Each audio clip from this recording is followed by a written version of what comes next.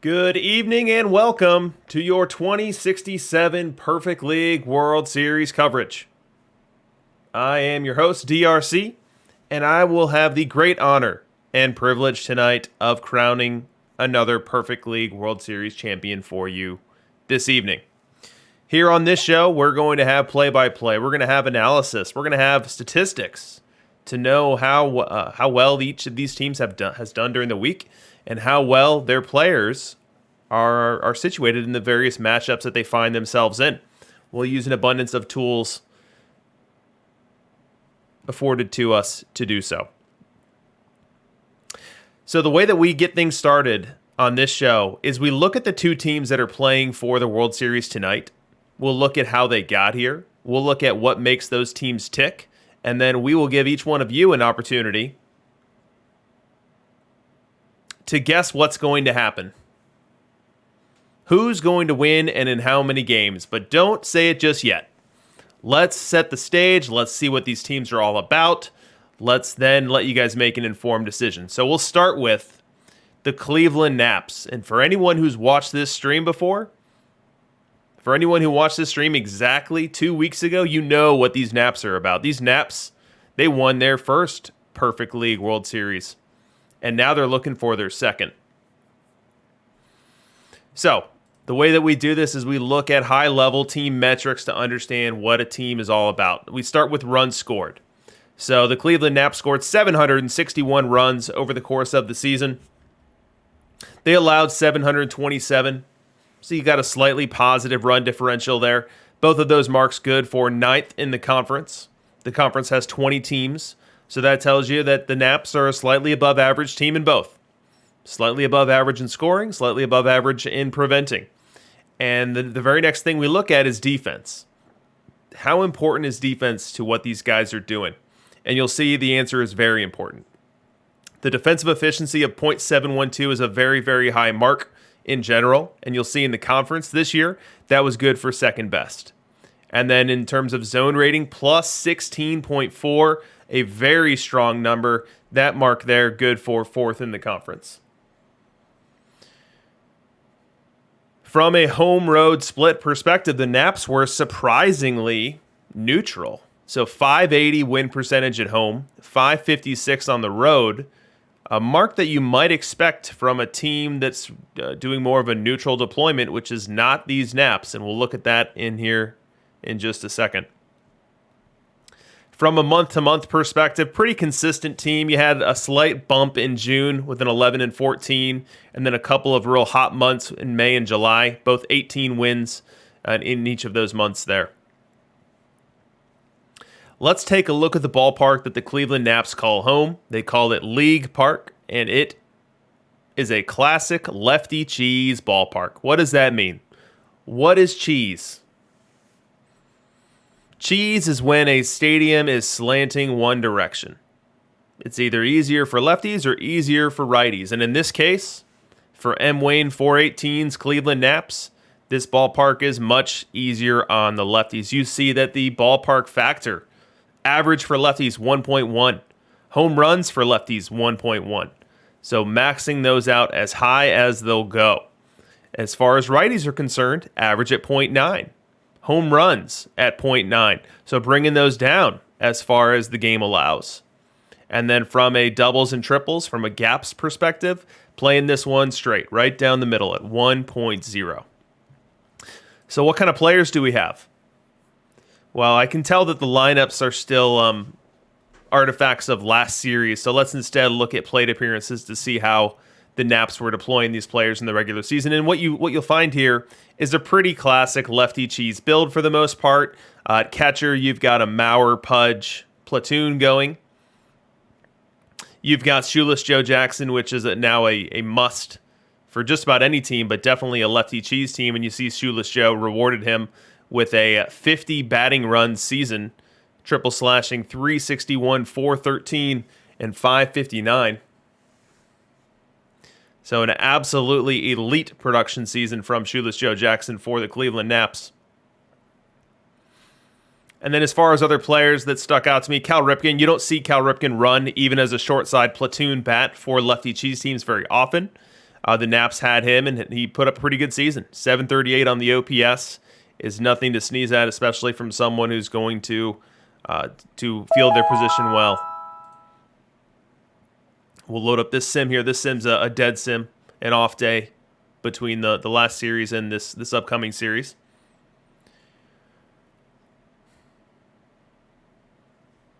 So let's look at the pitchers for the Cleveland Naps. And then again, we'll sort by innings pitched. And what you'll see here is we've got a great distribution of innings. We've got 7 pitchers. 7 pitchers right at that 100 inning mark or more. And so what you see here is your classic lefty cheese starters, Warren Spahn, Tom Glavine, one of the elusive and hard to find Noodles Hans. And then you've got 3 righties that are used often in relief. Walter Johnson, Pedro Martinez, Greg Maddux. And then pulling up the rear there of those 7 pitchers right at the 100 inning mark or more, you've got Andy Pettit. Andy Pettit right at that 100 innings with 18 starts on the season and pretty good 9-6 win-loss record, not necessarily supported by a 4.82 ERA. And then within the bullpen, you see a blend of high stuff arms. We see Glavine hanging out there for now. I'm not sure if we'll see him stay there for the series, but we'll have to watch that as we go. So those are the players of your Cleveland Naps. Let's look at how they got here. So round 1, they get started fast and furious with a sweep of the Beaches. 3 games in, and they're on to the next round. Now, round 2 was not nearly as easy as they fought tooth and nail to eliminate Quanta Condor's Golden Gophers. Let's take a quick peek at that series.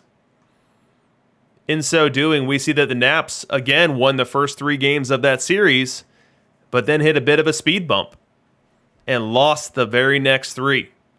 But they were able to pull out Game 7, 9-1, convincing fashion. And we see the Cleveland Naps' Cal Ripken, who we just talked about a moment ago, as the series MVP. And then, last round. So we see the Cleveland Naps bump into Chuck's Trash Pandas, another team within the DLL, and took them to 6 games. But the Naps were able to prevail in that one and find themselves right back on center stage for the second time in 3 weeks. Let's look at their history.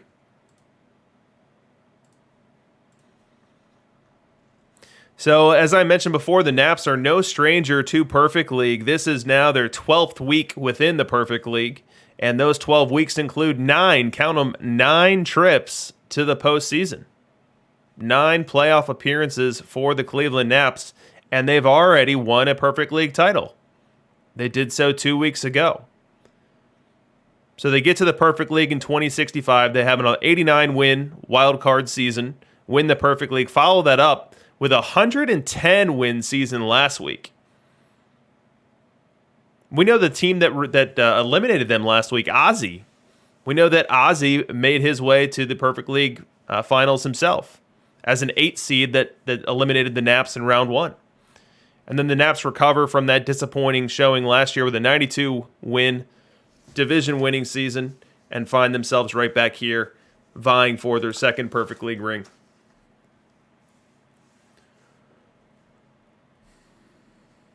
So this is the Cleveland Naps. Now we've got 7.5 minutes to figure out who the No Valley Skeeters are, and they are definitely less experienced within the Perfect League realm. We'll start with their statistics.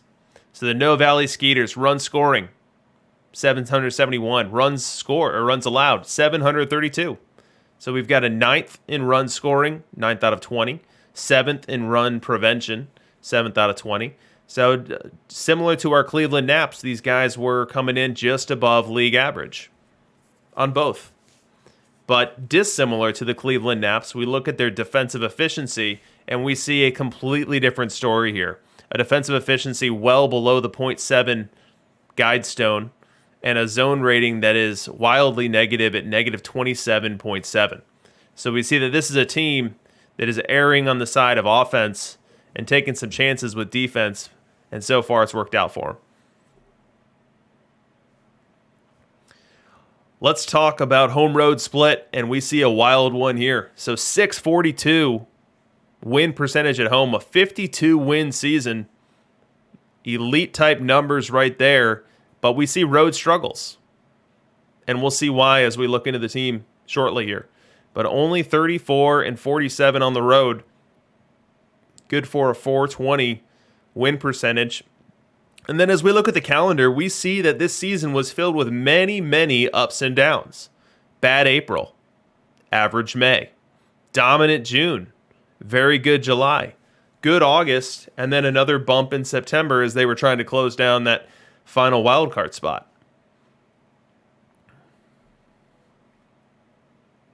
Let's look at the ballpark. The No Valley Skeeters play in the Raccoons ballpark of Fairfield, and they are rocking nearly the mirror park to the Cleveland Naps. So we talked about it before. The Cleveland Naps Stadium is juicing the left-handed batters for average, for home runs. And here we see the No Valley Skeeters opting to do the exact opposite. So we've got a lefty cheese team fighting off against a righty cheese team. Another thing that makes this park different that 11 Soriano is doing here is he is maxing out his gaps. So the doubles and triples, their multiplier factor here is 1.5. Stadiums that choose to do so will see more runs scored within them. And this is part of what's causing those defensive metrics to suffer a bit. Let's look at the players. What you're going to see here is righties, righties, and more righties. So the versus right lineup has 8 righties in it. The versus left lineup has 9. 9 lefties in it. Or 9 righties in that lineup, in the versus lefty lineup. And so what No Valley Skeeters is doing is saying, you know what? You're going to come into my park. You're going to come into a park where right-handed batters are juiced and lefties are nerfed, and I'm going to throw righties at you. And when you've had enough righties, I'm going to throw some more. And as far as what those players are, we see that he's found a way to squeeze in 3 infielders between first, third, and DH. And that's where he's occupying Anson, Hornsby, and Jackie Robinson to go along with Nap Lajoie. And then in the outfield, we've got Joe Dimaggio playing the corner and right. Willie Mays up the middle. And then Ty Cobb is our lone lefty out in left field. And then from a catcher perspective, it's a Pudge and Campanella combo, but it appears as if Soriano is preferring to roll out Campanella.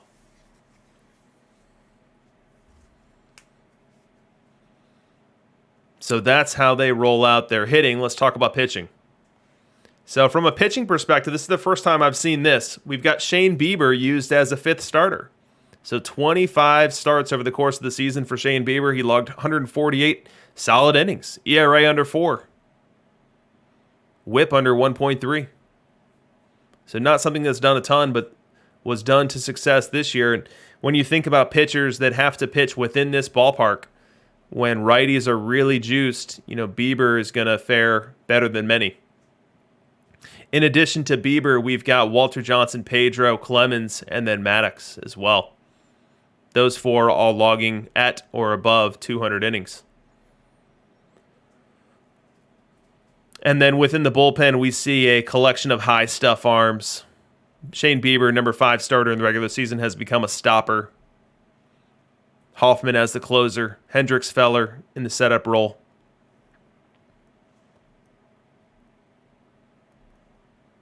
We've also got a Dazzy Vance sighting. Haven't seen a Dazzy in a long time. Dazzy Vance, an early meta card that isn't quite used nearly as much. One of my personal favorites from early on. Let's look at the path. And this is where this stream gets a little bittersweet for me.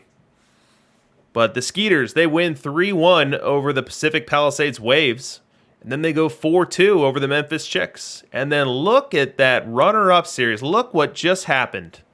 The Skeeters take down my Naperville Nomads 4-1 in the championship series leading up to this one. So I'm very saddened by the fact that I couldn't call my own World Series, that I couldn't have an opportunity to win my second Perfect League title. But the Nomads choked. We didn't get it done.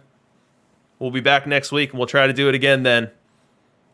But the Skeeters have earned their way here, and they're going to be the team that's facing the Naps. All right, let's talk history now. 11 Soriano. First ever week in the Perfect League. First ever. He's been playing since 2021. And this is his first opportunity in the highest league in the land. We've seen since making Diamond, he has had 1, 2, 3, 4 trips back down to gold as they're refining their team. But that most recent trip down to gold was months ago. And since then, we see a team consistently winning 100 plus in Diamond.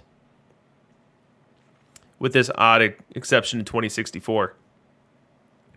But they won Diamond in 2066, earned their way to Perfect, and in their first opportunity in Perfect, they win their division.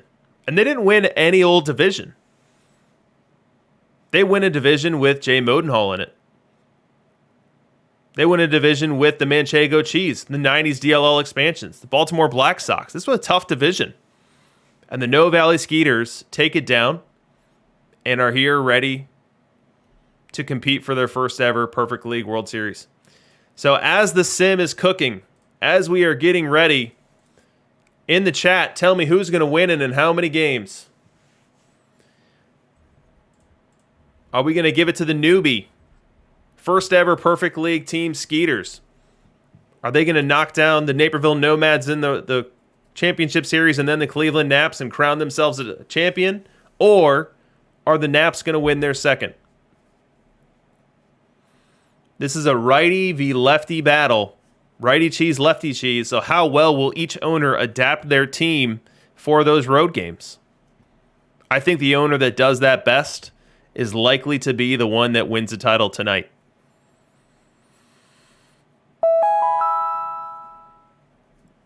I'll give this sim a second here to sit there while everyone gets their thoughts within the chat. We've got Naps in 7. Naps in 5 from Breedav. No Valley in 7 from Tecate Pete. Skeeters in 6. Skeet in 7. Skeeters will shock the world, says Port Dog. Rev Drunk's going Naps in 5. V Trudel. Naps in a 7-game classic. Gabagoo Luigi likes the Naps. Tecate Pete choosing the team he did because our cheesers got to stick together. Skeeters in 7, Naps in 6, Naps in 6, Naps in 6, Naps in 6, Naps in 6. 5 in a row. Well, let's get this sim underway, and let's see who wins game 1.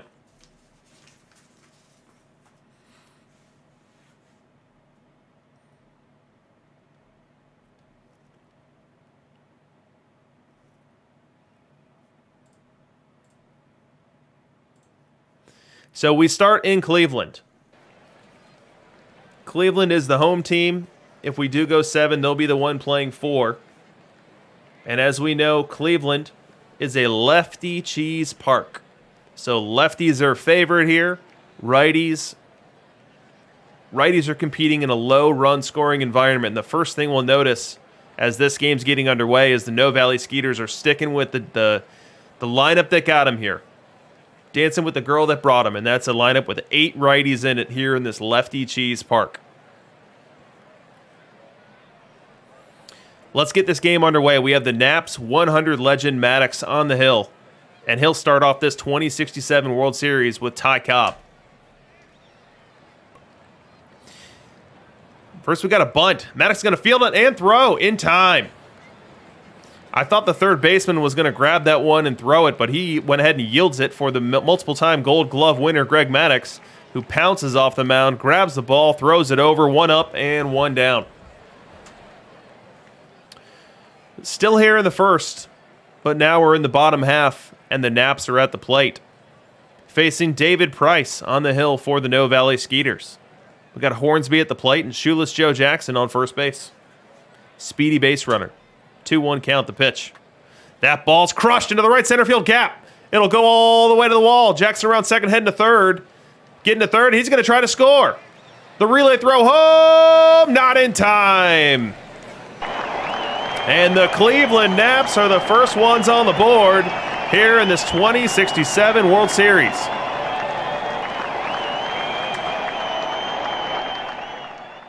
We go top three now. Naps trying to protect a one-run lead. Maddox has yielded Campanella first base here to start off this third inning. And up comes Robin Yount. An everyday Robin Yount. Not something that you see very often anymore.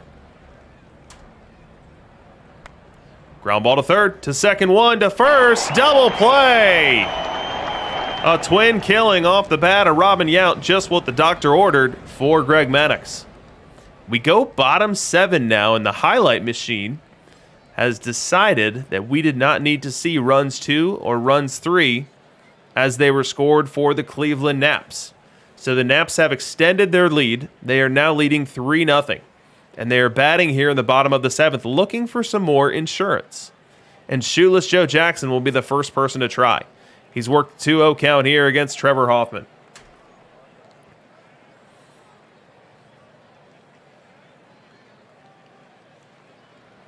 The wind and the pitch. That ball crushed to center field. It's going to get past the center fielder and go all the way to the wall.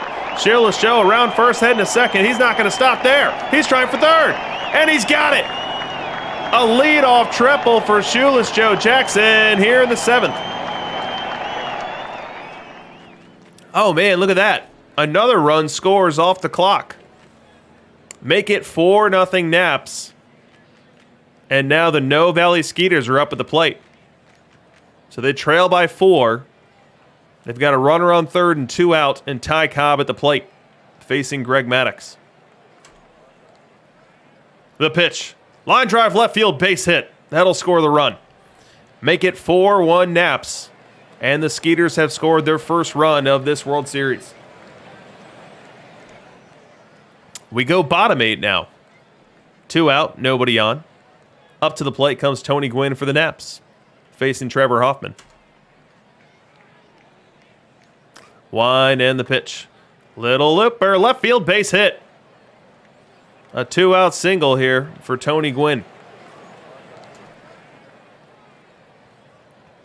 We go top 9 now. And the No Valley Skeeters down to their very last strike. The Cleveland Naps fans up off their feet. Standing ovation here, trying to nail down this Game 1 of the World Series.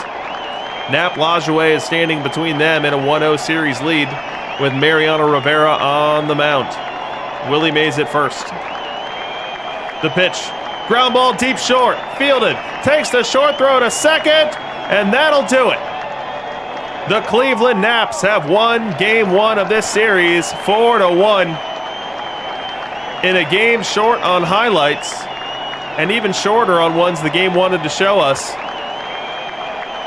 But they protect home field advantage. They take a 1-0 lead. Let's get to the box score and see how it all went down.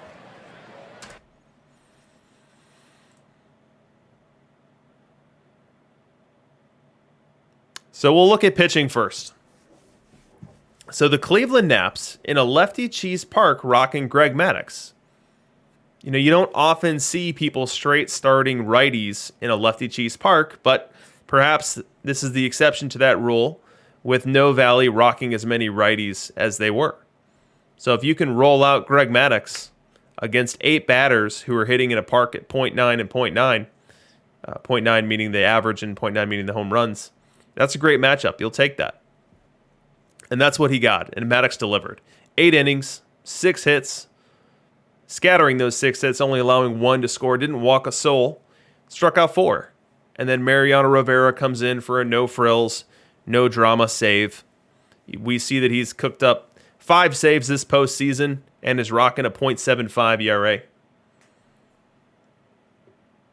On the other side, we see No Valley started David Price. A straight start. He did well. Quality start. Did have 1 unearned run cross on his watch. But 6 innings pitched, 2 earned. Didn't walk a soul as well. And he was facing a lineup that he was suited to succeed against. 4 lefties in the lineup, including switch hitting Ozzie Smith, and was able to limit the damage for most of the hitters. The exceptions to that rule were Shoeless Joe and Rogers Hornsby, who went a combined 7 for 8 in this game.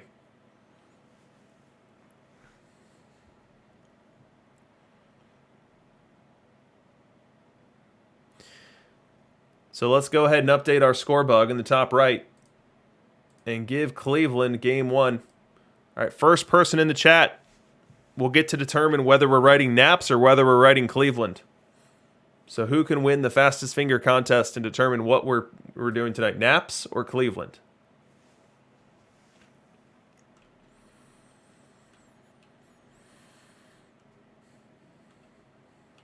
Gabagoo Luigi wants to go C-Naps. That's a little complex, but I'm down for it. C-Naps win game 1.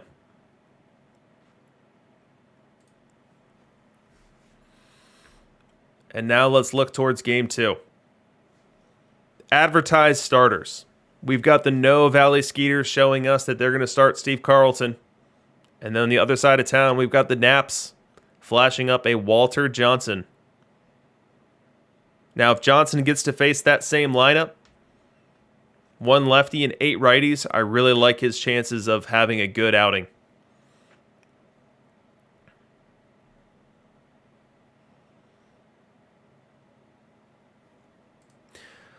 Let's take this unexpected moment that we have here to look at who the top hitters and pitchers were in Perfect League this week. So we'll start with no split here. So the number 1 pitcher in terms of ERA in Perfect League this week was Shane Bieber.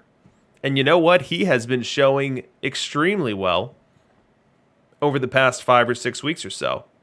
I think we're at the point where we can conclude that Bieber is absolutely an elite Perfect League level arm and one that has a spot in any bullpen, in any park configuration.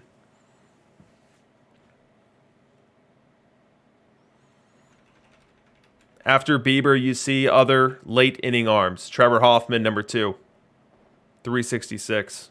High sample, high count of innings here. 2,300 innings in Perfect League this week for Trevor Hoffman.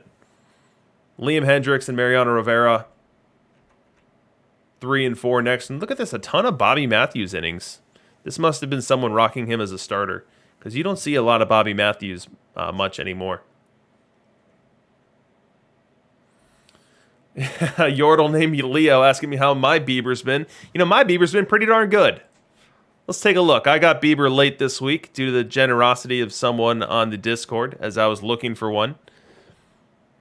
And my Bieber was able to put up 21 delicious innings. 21 innings, 2.57 ERA. We see a whip under 1. A K per 9 right at 15. Very, very happy with my Bieber.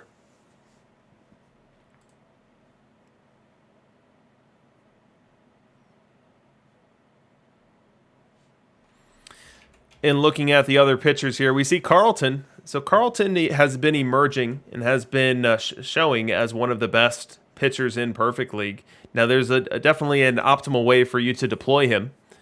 Due to his low movement and low control versus righties, you do have to be careful about how many righties he's going to see. But when you do line him up carefully, you get some great results.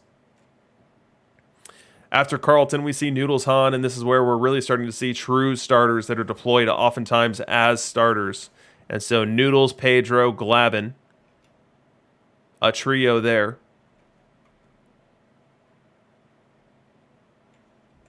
David Price.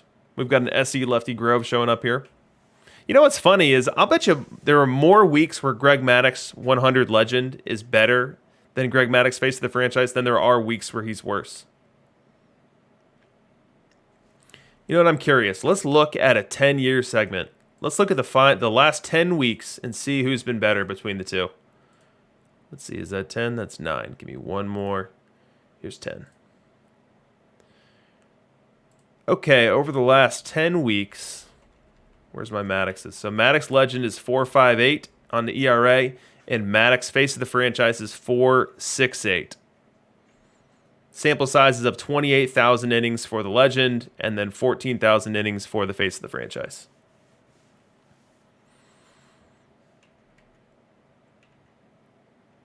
So I'm ready to conclude that there's not much difference between them, and there's definitely not, it's not worthy of the premium that you have to pay to go from legend to face of the franchise. And Mango Sandwich looking for the reason why, is it because of all the lefty cheese? Now, both Maddoxes are very similar cards. And so ideally they're deployed in similar ways. Now it's hard to know what people are actually doing and if there is a correlation between suboptimal management of the face of the franchise Maddox that doesn't exist with the legend. So all I can go on is what I see here. But there's definitely room in these numbers for there to be some effect there that you're alluding to. And Mango Sandwich has it there as well. There is a slight ratings difference where the Maddox face of the franchise isn't just objectively better. Versus left, he has less movement. Less control. All right, 30 seconds to the Game 2 sim. So we'll take a break from looking at pitcher numbers, but we'll go ahead and leave them up there in the bottom right of your screen for you to chew on as we prepare for this next sim. And I think I remember T-Chuck asking earlier on in the stream what the favorable percent means here. And so what this means is, or maybe you asked for play percent. I can't recall. Let me find it. I think it was play percent. So this is a defensive metric here. And it's answering the question of all of the potential plays that could be made on batted balls. What percentage did your defense actually make? And so we see Cleveland, which should be no surprise as we know that they had very strong defensive metrics with an 81% play percent, and then No Valley down at 79. And so Cleveland definitively better defensively than No Valley there.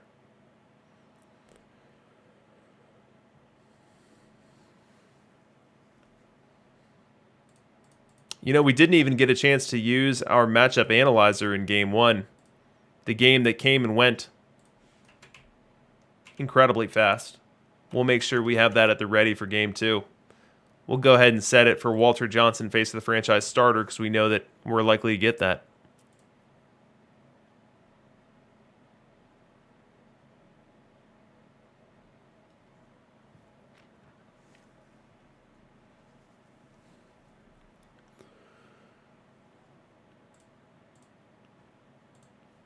Here we go, folks.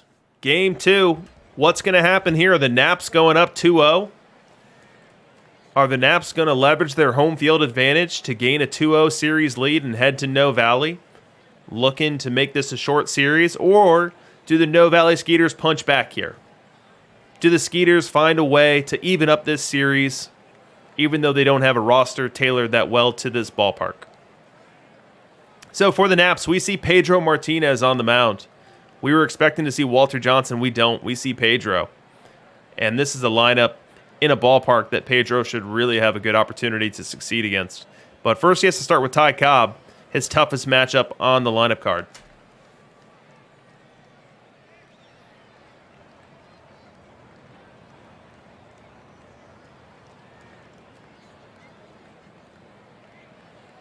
And here we go. The pitch to Cobb. Line drive up the middle, base hit. So the Skeeters start off Game 2 with the leadoff runner on, which brings up Cap Anson. The pitch. Ground ball to third, to second, one, to first, double play! The Cleveland Naps turn 2. Hornsby to Lajoie to Boggs. And that erases the leadoff single from Ty Cobb. We go bottom 1 now, and we did get Steve Carlton as advertised. And Carlton has allowed Ty Cobb to reach and now faces Nap Lajoie. The pitch, line drive into the corner. That's going to be for extra bases. Cobb around second, heading to third. Lajoie into second with extra bases, and Cobb's going to try to score. Runs through the stop sign and makes it. Make it 1-0 Naps. 2 batters into Game 2.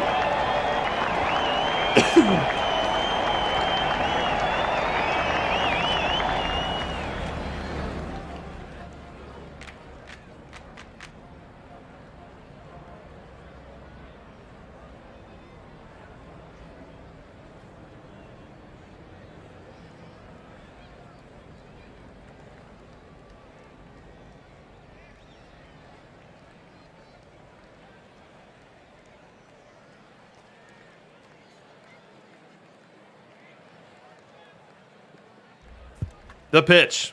Deep drive. Dive deep to right field. Uh-oh! That's Oppo Taco time. And the lead is cut in half. Pedro Martinez gives up a 379-foot bomb off the bat of Willie Mays.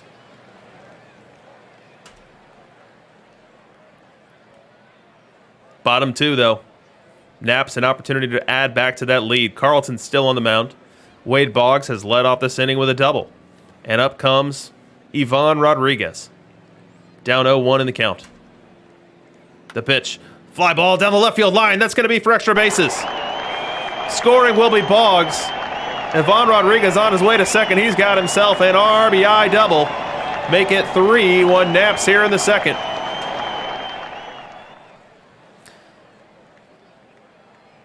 Time machine like warp into the 7th inning now. So we jump very quickly ahead 5 innings. And we've still got the Naps leading 3-1. And we've still got Pedro on the hill. And he is lined up to face Joe Dimaggio, Nap Lajoie, and Jackie Robinson here in the top half of this 7th inning. The wind and the pitch. Little looper left field. It'll get down. Joe Dimaggio leads off this 7th with a single, which brings up Nap. Pedro winds and delivers. Fly ball left field. Ranging in is Gwynn. He'll make the grab. 1 away.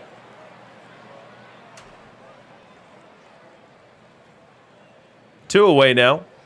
And up comes Campanella. Pedro's still in the game. The pitch. Checks his swing. That's ball 4.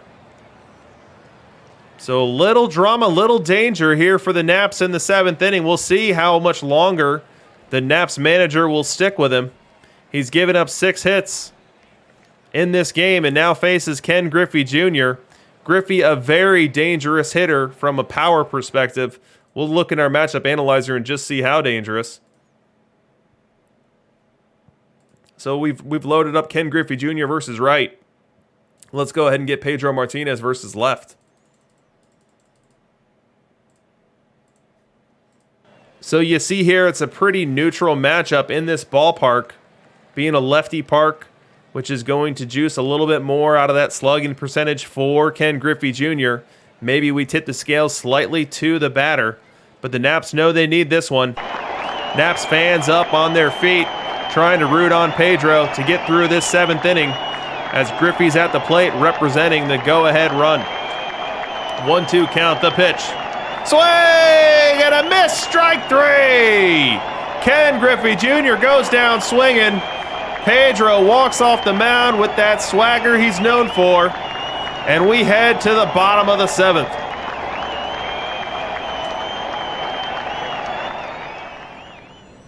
Skip the bottom of the 7th. Let's go bottom 8. And in comes the No Valley Skeeters' Shane Bieber, who transitioned from 5th starter in the regular season to stopper for the team. And his role tonight is to keep this game close. Don't let the Naps score any more runs and make it any harder for the Skeeters to come back in the 9th. And he'll have to do that against Ken Griffey Jr. here, with shoeless Joe Jackson aboard on second base with 1 away. The wind and the pitch, and that ball's hit well. Deep right field. Back. Gone! Ken Griffey Jr. goes 363 feet to right center field, making it a 5-1 ball game. And the Naps faithful are loving it. Fireworks going on beyond the left center field bleachers as the fans are starting to feel like a 2-0 series lead is within their grasp. Still bottom 8. Bieber still on the hill. Now facing Wade Boggs. Wind in the pitch. That ball belted. Deep right field. Still going up and gone. Wade Boggs plays long ball. Make it 6-1 Naps. And they're trying to put this game to bed. Bottom 9. 2 out. Nobody on. 1 strike left before the Naps take a 2-0 series lead in this one. Steve Carlton on to pitch. Nap Lajoie at the plate for the Skeeters as their last hope. The wind, the pitch. Ground ball to short, deep in the hole. Fielded, long throw! In time! Amazing play at short by Ozzie Smith, and that'll do it. The Naps are up 2-0 in this one. Fireworks going on.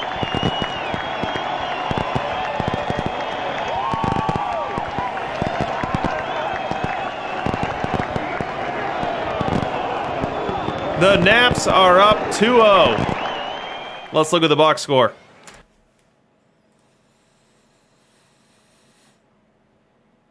As expected, Pedro was set up to succeed, and succeed he did.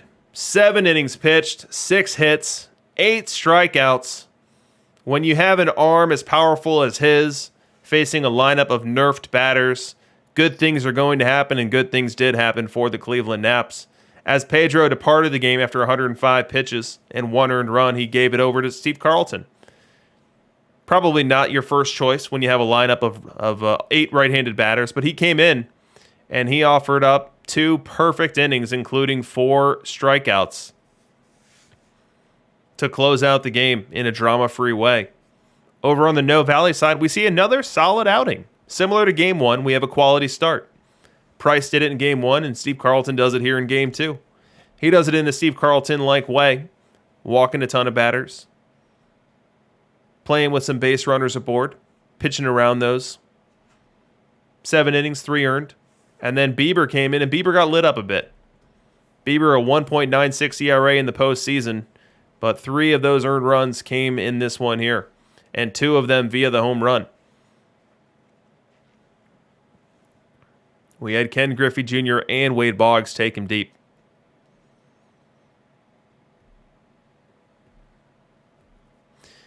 So let's go ahead and update our score bug, and let's give the C-Naps Game 2.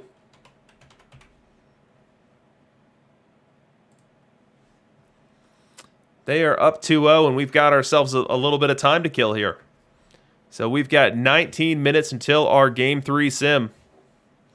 So I saw it mentioned earlier in the chat, but I missed it. If you have won your Diamond League, I want to hear about it right now.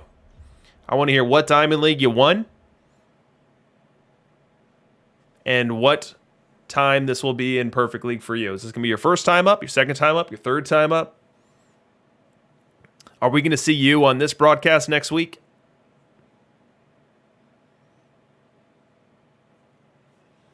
But let's hear from some of our Diamond champions. And as we're doing that, let's pay homage to our Puma victims scrolling across the bottom of our screen. These are the teams that were unable to outrun the Puma this week. And as an added bonus this week, I've gone ahead and put in parentheses how many weeks they survived. Many of these teams were one and done, and that's why you don't see any time period with them. But one team in particular I want to call out and pay special attention to, and that is the Manchego Cheese. The Manchego Cheese, captained and managed by API 312, survived for 15 weeks in Perfect League. 15 weeks. That's over 4 months. 2 hang around in Perfect League for a single week. You can get by on luck. You can get by setting the right lineup. You can get by on the right number of rolls. You can get by with an AFK build the entire week. It has happened. It will happen again. We've seen AFK teams win this league. So that's not anything too crazy. But if you go 15 weeks in a row, you are not doing that without extremely active management, without optimizing your team to rise up on the weeks where you didn't get good rolls, to be able to scratch and claw your way to wild cards when you just don't get the player production either from your pitchers or your hitters that are core to you. And that's exactly what API did. 15 straight weeks in Perfect League. This week he finally succumbs to the Puma. But before he did so, he won 2 Perfect League titles. And frankly, it could have been easily been 3 or 4. I mean, even in this week, look what it took to kick him out. So the team we're talking about here is the Manchego Cheese. They've got a plus 56 run differential. So we're talking about a negative 10 Pythagorean difference.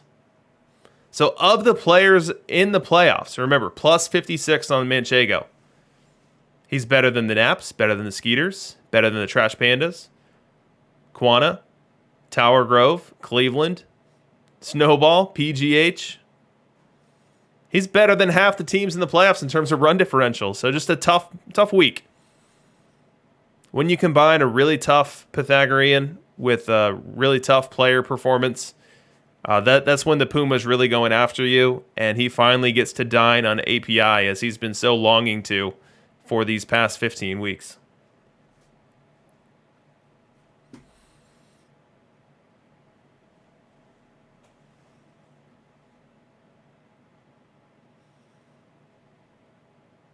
But run differential and record and pretty much everything gets thrown out the window once you get to the playoffs.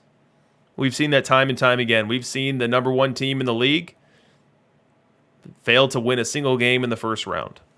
So once you move on into the playoffs, it's a completely blank slate, and anyone can win.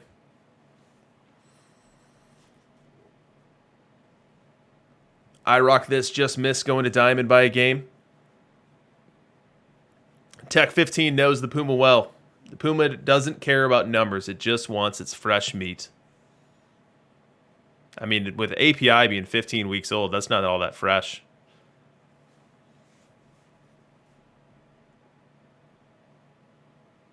You know, the Sydney Blue Sox also had an extended run within the Perfect League. I want to say theirs was 7 weeks.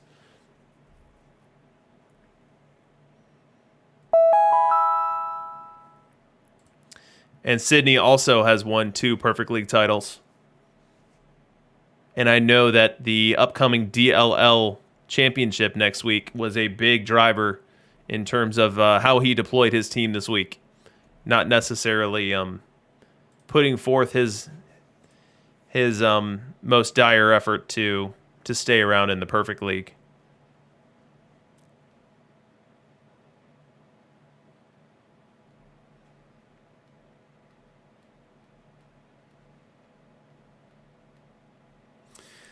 Yeah, Jay Modenhall, you're right. Anything can happen. Like Pedro giving up 3 runs to DRC in the 9th. Very specific and very observed in this playoff run. That was the hallmark of the Game 3 victory that turned that series into a sweep. When the Blue Crabs had that one 2 outs in the 9th with a 2-run lead. Let's see if I can do... You know, the Rams coach is always able to play back any play that's ever happened in his head. Let's see if I can play back that 9th. I want to say it was like Nap Lajoie with a 2-out, nobody on single. No. Lajoie hit the homer, I thought. Yeah, I think Lajoie hit the 3-run homer. So somebody got a 2-out, nobody on single. Then I think Boggs got like a double. Let's go and see how close I am.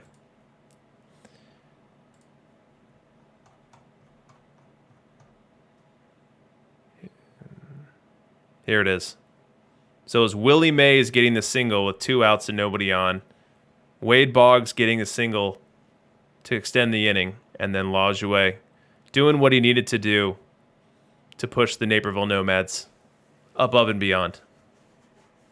Jay Modenhall saying we don't need to do this. Very painful. All right, so we've looked at pitchers. How about we look at some hitters? Who was hitting in Perfect League this week? You know, we look at these numbers every week, and it's funny just how much they do change. Last week, Barry Bonds was terrible. Al Kaline was terrible last week. Now, did they bounce back? Let's start with the complete numbers, and then we'll go to splits here in a second. So the complete numbers, and one thing that I've been watching is Shoeless Joe Jackson. So as we get more and more Shoeless within Perfect League, what's going to happen to his numbers?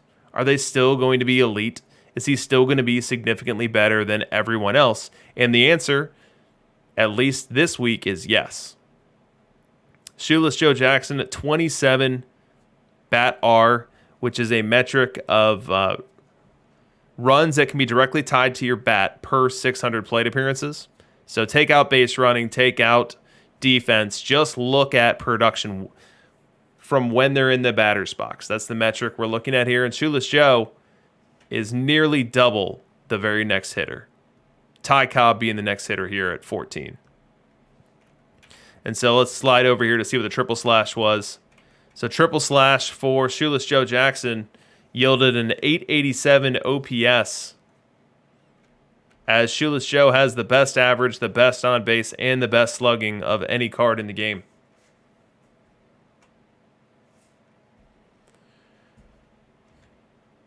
You know, Ty Cobb is the one who's paid the price with Shoeless Joe being as good as he is now. Ty Cobb now 14 bat in a given week. He used to be up higher, 18, 19, but Shoeless has grabbed that baseline from him. But Ty Cobb's still great. Cobb's great. He's better than Gwynn. He's better than all the lefty batters besides Shoeless, and he had a good week here. We see Rogers Hornsby, and Hornsby's been getting, he's been having some really big weeks, and this is one of them. So his bat R up above 11 here. Now that could just be correlating to how many righty cheese parks there are in the league, but either way, 11.5 is a very strong showing from him. We see his triple slash is a little bit lower on the average at 268, but strong OBP, strong slug, and then an OPS of 815. Lou Gehrig, strong week. I'll tell you what, when I run into a fire Gehrig in the highlight engine, I'm filled with lots of fear, because fire Gehrigs love to put the ball in the seats, and they do so with regularity. We've got somewhat of a bounce back on Bonds this week, getting it back over 7. I want to say last week was closer to 2 or 3. And so pretty solid showing from Bonds here. Not enough to make you play him over some other players. Where's Tris Speaker? What in the world? Tris Speaker really only have 1,000 plate appearances? That seems way too low. He did. I can't believe it. I've never seen a season in perfect with Tris Speaker getting this few plate appearances, only 1,000. That just feels wrong.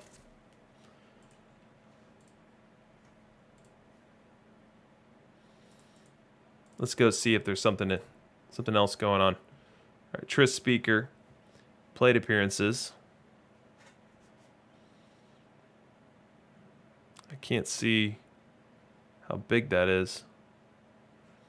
I don't know. I'll look into it later tonight, but that's a really low number for Tris. We have not seen him with that little market share in a long time. Maybe ever. But Tris Speaker, he's kind of battling and vying for at-bats with your Tony Gwynn, with your Lou Gehrig. Your platoon lefties is who he's fighting with. And so Shoeless Joe Jackson being in the game is going to have an effect. I just didn't expect him to be down at 1,000 plate appearances. Less than Ted Williams.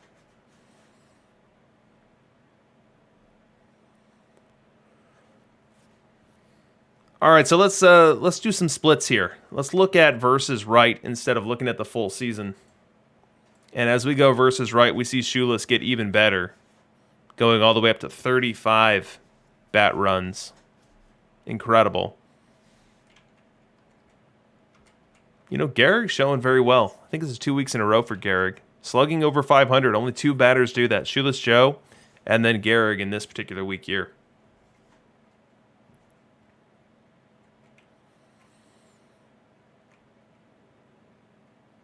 As we look at these numbers, one of the things that I always look for is the same side hitters. So we're looking at versus right in terms of production. So where are my right-handed batters? Because those are the ones you want to target in a Cheese deployment. And so that would be Cap Anson. Cap Anson actually outperformed Rogers Hornsby this week, which doesn't always happen. And then we've got Nap Lajoie as well, going above 0. And so Anson, Lajoie, Hornsby, must-haves for your righty cheese build for sure. You know, this is actually a really strong showing from Hank Aaron. Hank Aaron is not normally this good versus right. We see him at negative 0.5 here with a strong slugging percentage. That's a very good week for him.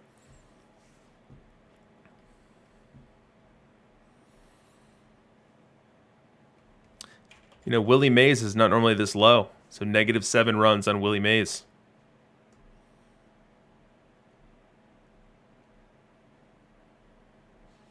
Let's flip the script and go versus left.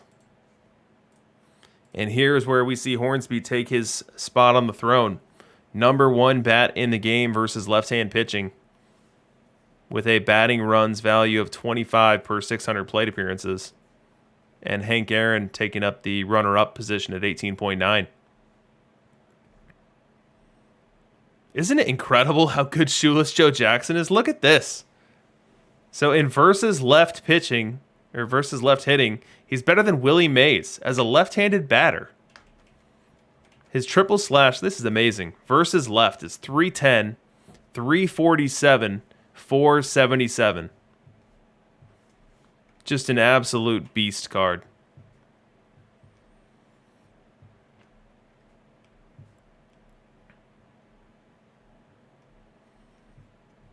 Behind Shoeless Joe, you've got Mays, Lajoie, Anson, Dimaggio, Robinson, a bunch of righties.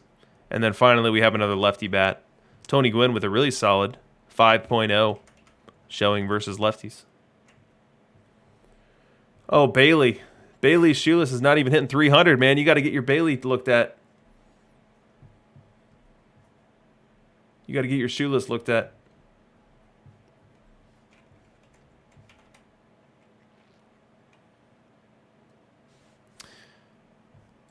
So let's take it off of splits, go back to complete, and then let's go check out our catchers.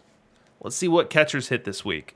So overall, we've got Mauer, then Campy, another season where we see some bench, and then Pudge. And as we toggle the splits here versus right, we see Mauer with a really solid week right at league average. Campy and Pudge behind. And then versus left, we see Campy get up to negative 6. So he's had weeks right at 0. So somewhat of a down week for him this week, but not horrible. Being able to get anything out of your catcher is good. And you see that his triple slash here is slug heavy at 437 on the slug, 733 on the OPS.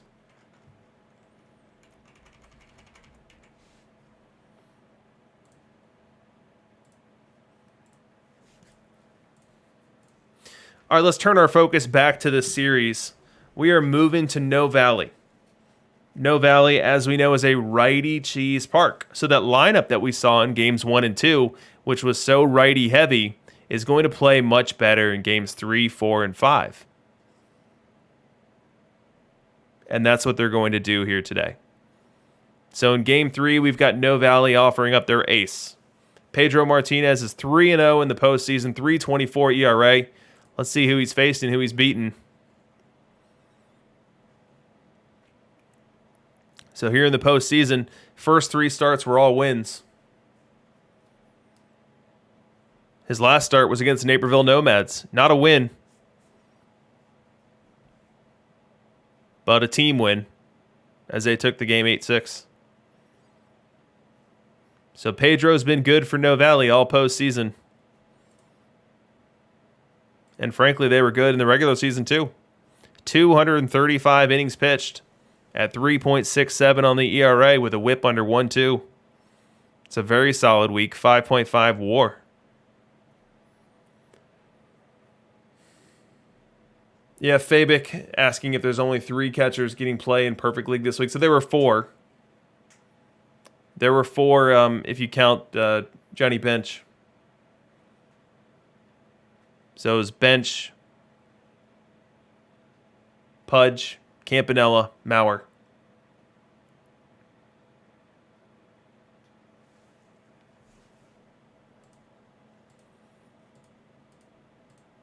So we've got No Valley's Pedro going up against the Naps' Walter. Now, Walter's got a 1.86 ERA in the postseason. Let's see what he's been up to. Well, he's been relieving. We see that he appeared twice against Snowball, both in relief, logging 6 2/3 innings and only 1 earned run, earning a win in one of those games. And then against Chuck's Trash Pandas, he showed up a couple more times, both times in relief, totaling 3 innings pitched and then 1 earned run. Good enough for a 1.86 ERA here in the postseason. Yeah, Bailey Munson's not playing. And I say that with a qualifier that I've got a minimum threshold of plate appearances of 500. So if someone doesn't get to 500 plate appearances, they don't show up in this view. And you see Johnny Bench just barely making that threshold at 536. 30 seconds to our Game 3 sim. There is a lot on the line in this one. If the Naps are able to sneak away with this game, they will take a commanding 3-0 series lead. However, No Valley, they've proven to be tough at home, both in the regular season with their .642 win percentage, as well as here in the postseason. And they just have to be thinking to themselves, if they can win their home games, they are right back in this one. And they just need one game in Cleveland to cap it off and become world champions.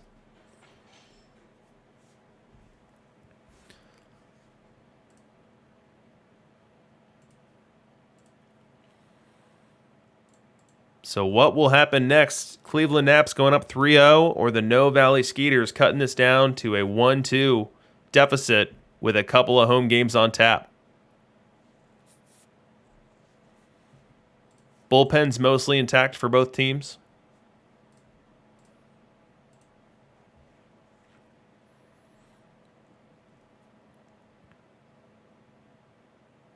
Perfect League did not see a 100-game winner this week, after the Naps won 110 last week. I think there was a second team last week that won 100 games as well.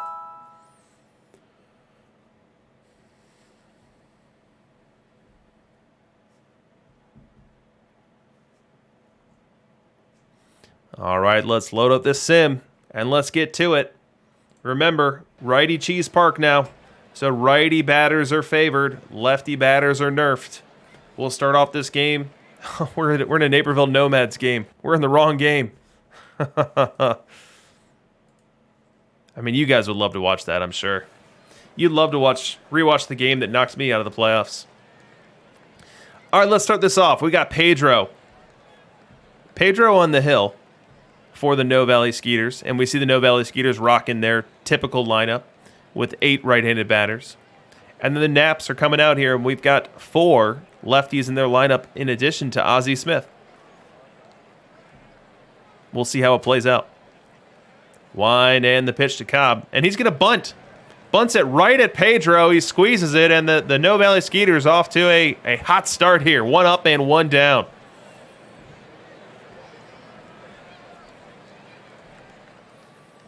Still in the top of the first, though. Up comes Rogers Hornsby. Whenever we're in a righty cheese park stadium and Rogers Hornsby comes up, it's a clinch moment if you're on the pitching side, because Hornsby does some damage, as we saw from his 11.5 bat value on the course of the season. 0-2 count. Wind and the pitch. That ball belted deep left field and out of here. The Cleveland Naps continuing a trend they started in this series, scoring in the first run in all 3 games. This time off a 376-foot blast off the bat of Rogers Hornsby to left center field. We go top 3 now. The No Valley Pedro now pitching to Nap Lajoie, another bat that's absolutely deadly in this stadium. 3-1 count. Wind and the pitch. That ball's crushed. Deep right field. Gone. Make it 2-0 Naps.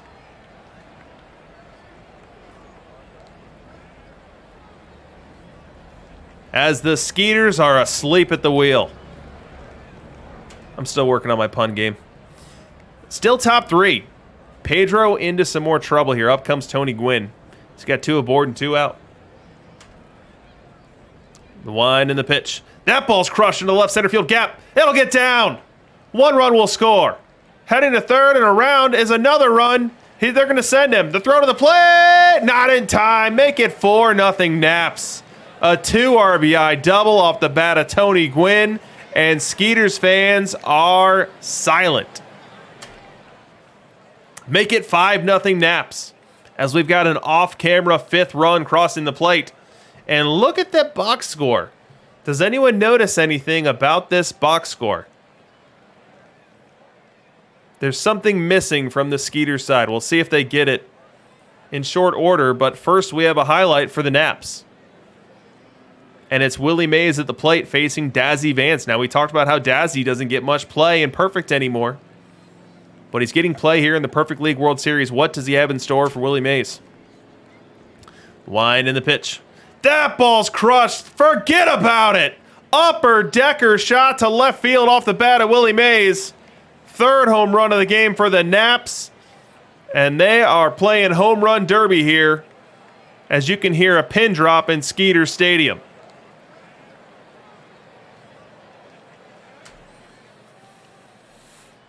Bottom 6 now, 7-0 Naps. And we see that the Skeeters finally got onto the hit column there. 3 hits for the Skeeters, and they're still looking for their first run. They'll face Walter Johnson here with runners at the corners and nobody out. Anson to the plate, the pitch. Ground ball up the middle to second, 1 to first, double play. The Skeeters get their first run, but loaded with it is a cocktail including 2 outs. Not a trade-off you can make when you're down 7 with only, what do we have, 11 outs to go. Oh no, now it's 9-1. So the Naps are running up the score. 9-1 Naps, bottom 7. Dimaggio to the plate. This game's getting out of hand, and the Skeeters need to do something quickly to salvage it. And they'll send up Joe Dimaggio to do just that, the pitch. Line drive, base hit to left. Just out of the reach of Ozzie Smith. Now 2 aboard and nobody out. Skeeters fans still waiting for something to cheer about.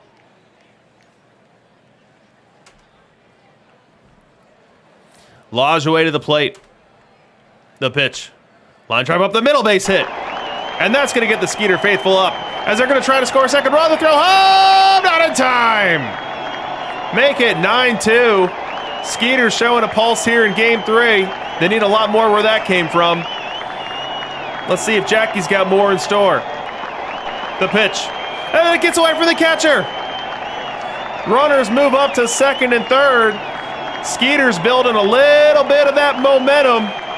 Uncle Mo in the building. The pitch. Line drive up the middle. Fielded it short. Over to first in time, but a run does score. Make it 9-3. And now it's 11-3. My goodness, the Naps never stop scoring runs. They score runs on camera. They score runs off camera. They are just constantly scoring runs. And they're up to 11 now on 16 hits. So for the Skeeters to avoid going down 3-0 in this one, we need to see 8 runs cross home plate before 3 outs are recorded. Into this game to close this out for the Naps is Bob Feller. Let's use our matchup analyzer to see what to expect with Bob Feller.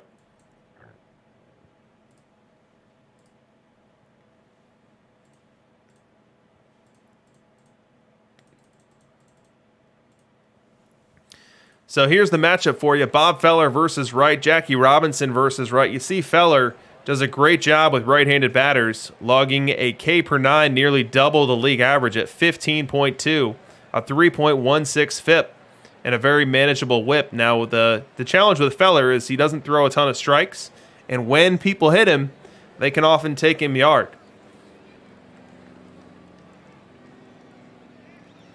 1-2 count. The pitch. Called strike 3. Put Jackie Robinson down. That's 1 away. And the Skeeters down to their final 2 outs. Down to their final out now, and it's Robin Yount coming to the plate. Let's load him up in the matchup analyzer and see what to expect. Robin Yount, not known for his hitting. We see that he's got a 222, 269, 397 triple slash, good for 666 OPS. and a wildly negative bat value, but the Skeeters need him to come up big here. 1-1 count. The pitch.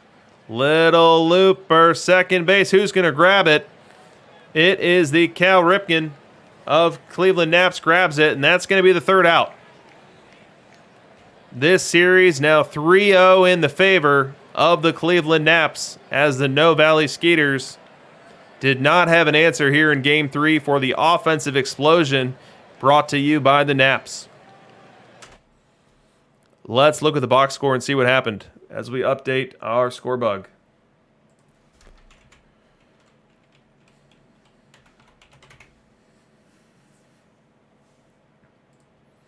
So the Cleveland Naps now up 3-0 in this series.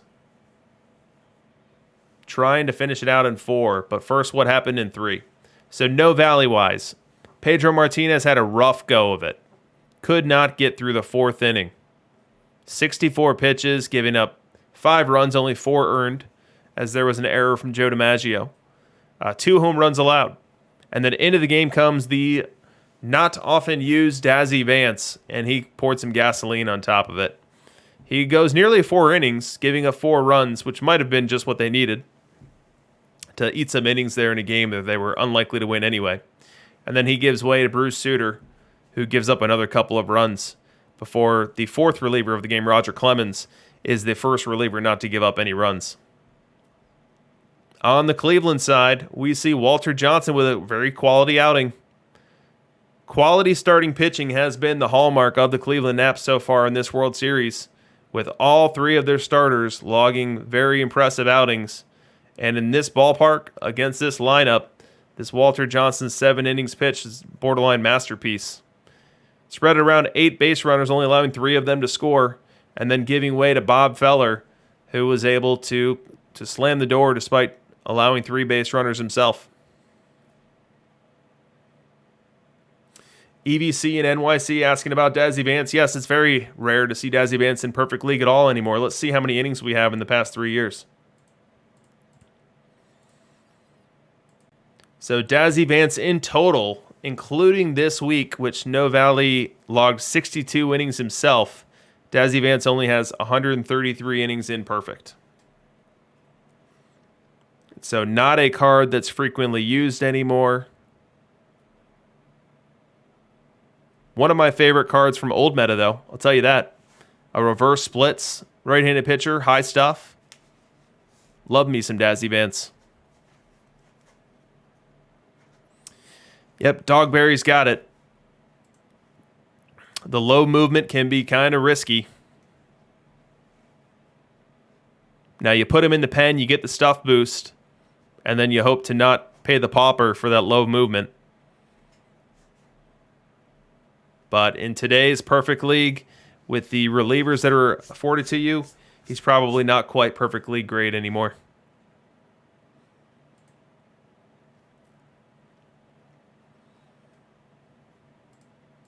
So 3 minutes until Game 4. The Cleveland Naps have the opportunity to close it out. Give us our second sweep in a row, as Sydney Blue Sox swept last week 4-0. No Valley is going to be sending to the mound there Walter Johnson to try to extend this series. Now, we have seen reverse sweeps. We've seen near reverse sweeps where one team goes up 3-0, the other team answers with 3 straight, and then we go to a Game 7. We'll see if we have that in store tonight.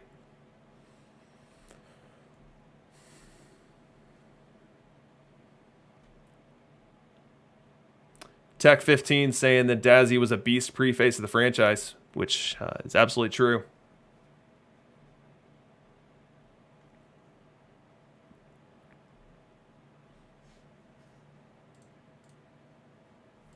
And all of those innings for Dazzy come as a reliever, so no one's starting him anymore, understandably.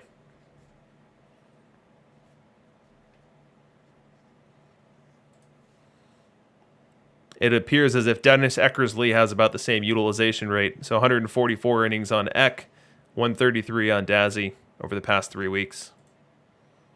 with Dazzy performing better significantly.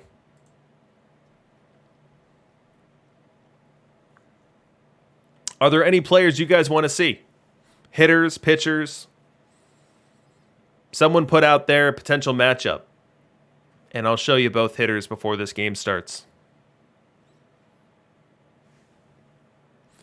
Red Ruffing, a guy that I still trot out there. He's not a part of my stock bullpen, but he's part of the bullpen, and he's not an SC. You can ignore that. But Red Ruffing, 187 innings in the past 3 weeks. You know, if I do complete innings, he's at 206. Yvonne Rodriguez. Let's see, Yvonne.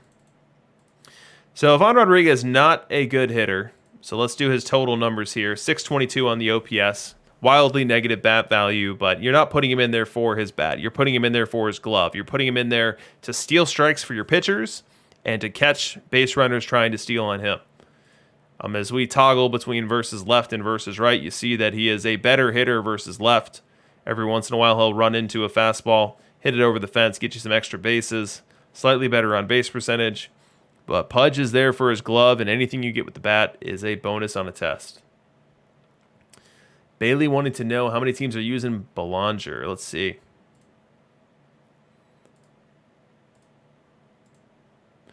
So Belanger, 7,000 plate appearances in the past 3 weeks. I have a different screen here that I can pull up to get true count. But 7,000 plate appearances is a pretty high number. If you compare that to Ozzy, so Ozzy's 25,000, so he's got about a little bit more than a quarter the market share of Ozzie Smith. Ed Walsh, says Eleanor Frisbee. Let's see if we have some Ed Walsh numbers. Now, that's a name I have not seen. Yeah, he's not played. Last 3 weeks, we have no Ed Walsh. David Price. So David Price, 8,000 innings. And then as we toggle left and right with Price, that's the entire story. David Price, absolutely dominant versus left. Really struggles versus right. So if you can line him up against left-handed bats, you're going to be happy with your results.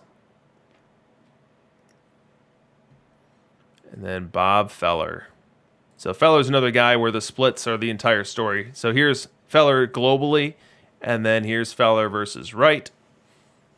Much better looking, and then here's Feller versus left.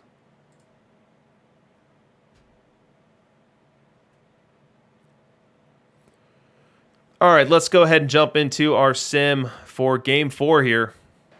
And I made the same mistake I've already made once tonight. I keep loading up the Naperville Nomads highlights from my elimination game. It's like a PTSD. I just can't let it go.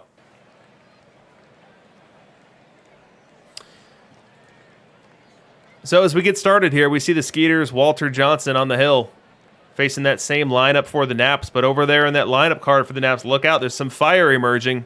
We've got Cal Ripken with a little heat, Joe Mauer with a little heat himself. Let's get this game underway. Up for grabs here is a perfect league title, the pitch. And it's a bunt. Fields it, throws it. Easy, one up, one down. Second game in a row, the Naps, Ty Cobb has tried to bunt his way aboard. And second game in a row, it did not work out for him. We go top three now. Naps with another highlight here, and this one's coming in the form of Joe Mauer. But it's not any Joe Mauer. It's fire Joe Mauer. 2-2 count. Line in the pitch. That ball crushed. Deep left center. Gone. Joe Mauer goes opposite field. 410 feet off the bat. And the Cleveland Naps have struck first in this elimination game. Still top three. Up comes Ty Cobb. 2 outs, the pitch.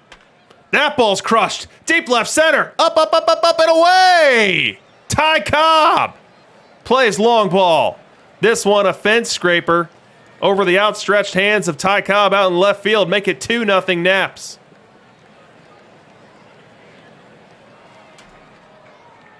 We go bottom 3 now. The Skeeters looking to fight back here. They've trailed early and often in all of these games of the World Series. Their fans have never been given a chance to really get into it. Can Robin Yount change that script here and now with Roy Campanella aboard and nobody out? The pitch. That ball's crushed. Deep left center. Gone! Robin Yount ties the game with one swing of the bat. The No Valley Skeeters are right back into this one. 399 feet. Happy feet for the Skeeter faithful.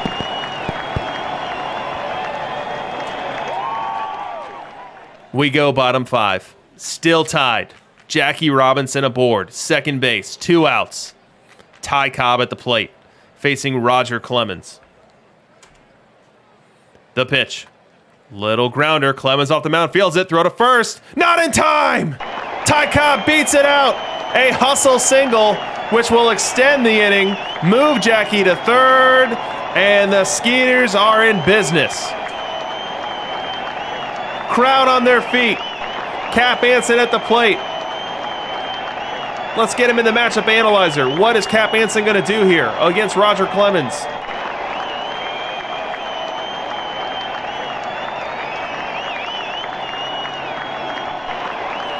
So there's the matchup. We set it up for you. In this ballpark, I am giving the advantage to Cap Anson here. Makes a lot of contact versus right-hand pitching. 2-2 count the pitch. Line drive, caught at third base. I thought for a second it would get out of the reach of the outstretched Nap Lajoie, but he was able to put the squeeze on that one. A great defensive third baseman he is, and he showed off the leather there to end this rally here in the 5th. We go top 6 now. Nap's looking to get back into business of scoring runs. And they send to the plate Rogers Hornsby with 1 away. Nap Lajoie on first, facing Walter Johnson. The pitch. Ball 4. Walter Johnson walks Hornsby and brings up Shoeless Joe Jackson, one of the more dangerous hitters in the game. We'll show you in the matchup analyzer because it's greener than a Christmas tree. Just look at those dominant statistics there generated by Shoeless Joe Jackson. Heavily advantaged in this matchup here as Walter Johnson struggles versus left-handed batting. First a pickoff throw to second, runner back. Full count now on Shoeless. Dangerous moment here for No Valley in the 6th. The pitch. Swing and a miss, strike 3. Walter Johnson blows a 97-mile-per-hour fastball past Shoeless Joe. Grab some bench, Shoeless. Now full count, fans on their feet looking to get through this jam here in the 6th. Willie Mays at the dish. The pitch. Ball 4. He walked him. 96-mile-an-hour fastball on the black, did not get the call. And that's going to bring up Tony Gwynn here. Dangerous, tense moment here in No Valley in the 6th inning. The pitch to Gwynn. Little blooper. Shortstop giving chase, and he makes the grab! Robin Yount ranges deep out into shallow center field as that ball was hit in the middle of nowhere, and he was able to chase it down, put the squeeze on it, and prevent 2 runs from scoring.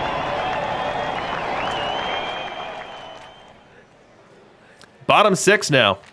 No Valley a chance to take their first lead of this series as they're tied and sending up the meat of their order against a Roger Clemens that has already seen this lineup twice through.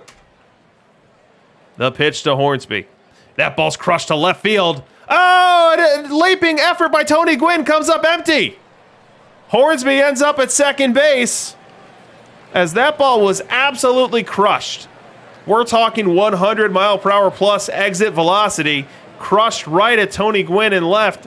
He was unable to judge it, and then as the ball approached him, he gave it a leap to no avail. as the ball goes over his glove, one hops the wall, and then Hornsby ends up at second base as the leadoff runner on here in the 6th. Very next batter is Willie Mays, and he's retired. Up next comes Joe Dimaggio. Now 1 away, 3-0 count. Infield shifted. The pitch. Ball 4. No Valley Skeeters working a little rally here in the 6th.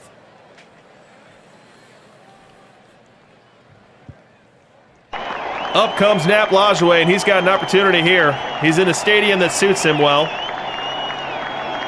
And he's got 2 aboard and 1 away. The pitch.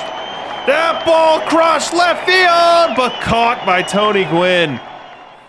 Gwynn was able to range back on that one. I thought that ball had a little bit more juice off the bat, but it ends up dying into the mid of Tony Gwynn and no runners able to advance. Now 2 away as Jackie Robinson comes up as the last hope for this rally here in the 6th. The pitch. Fly ball center field. Ranging over and making the grab is Willie Mays, and that will do it for the Skeeters here in the 6th. This game remains tied as they strand 2. Top 7. And it's Joe Mauer at the plate, but it's not any Joe Mauer. It's Fire Joe Mauer, and we've already seen Fire Joe Mauer put one in the seats. What's he going to do here? The wind and the pitch. That ball hit well. Deep right field. Back. Gone! Joe Mauer does it again! 428 feet, giving the Cleveland Naps an opportunity to close down this series as they now lead 3-2 late in game number 4. Fire Mauer making his presence felt in this one. Bottom 7. Up again comes Robin Yount. He's already had to be the hero once today. His home run tied the game at 2. Does he have an encore in mind here in the 7th? 1-1 count. Wind and the pitch. And Robin Yount gets into one. Deep left field. Stretch ball. Gone! It's Robin Yount and Joe Mauer home run derby. And it's all knotted up at 3. Fireworks going off beyond the left center field bleachers as the Skeeter faithful, despite trailing 3-0 in the series, despite trailing 3-2 in this game, are nowhere near ready to call it. Bottom 7 now. The Skeeters, they've been fighting all series long. They've never led for a single inning. Can they finally change that narrative here in the 7th? Ty Cobb aboard, 1 away. Anson at the plate, facing Clemens with 1 out. The wind and the pitch. Ball 4. Ball 4. And that puts 2 aboard with 1 away for Rogers Hornsby. The pitch. Ground ball to second. Diving stop. Throw to first in time. Runners do advance, but a heck of a play by Cal Ripken to save a run from scoring and keep the ball in the infield. Now this rally comes down to Willie Mays. We've got a pitching change for the Cleveland Naps as Bruce Sutter comes into this game, and Sutter has already dug Willie Mays an 0-2 hole. Can he put him away, or do the Skeeters come through and finally scratch across their first lead of this series? The pitch. Swing and a miss, strike 3. The ball gets away from the catcher for just a brief moment. Campanella corrals it, throws it on to first, and we go to the 8th, still tied. 2 more stranded runners there for the No Valley Skeeters.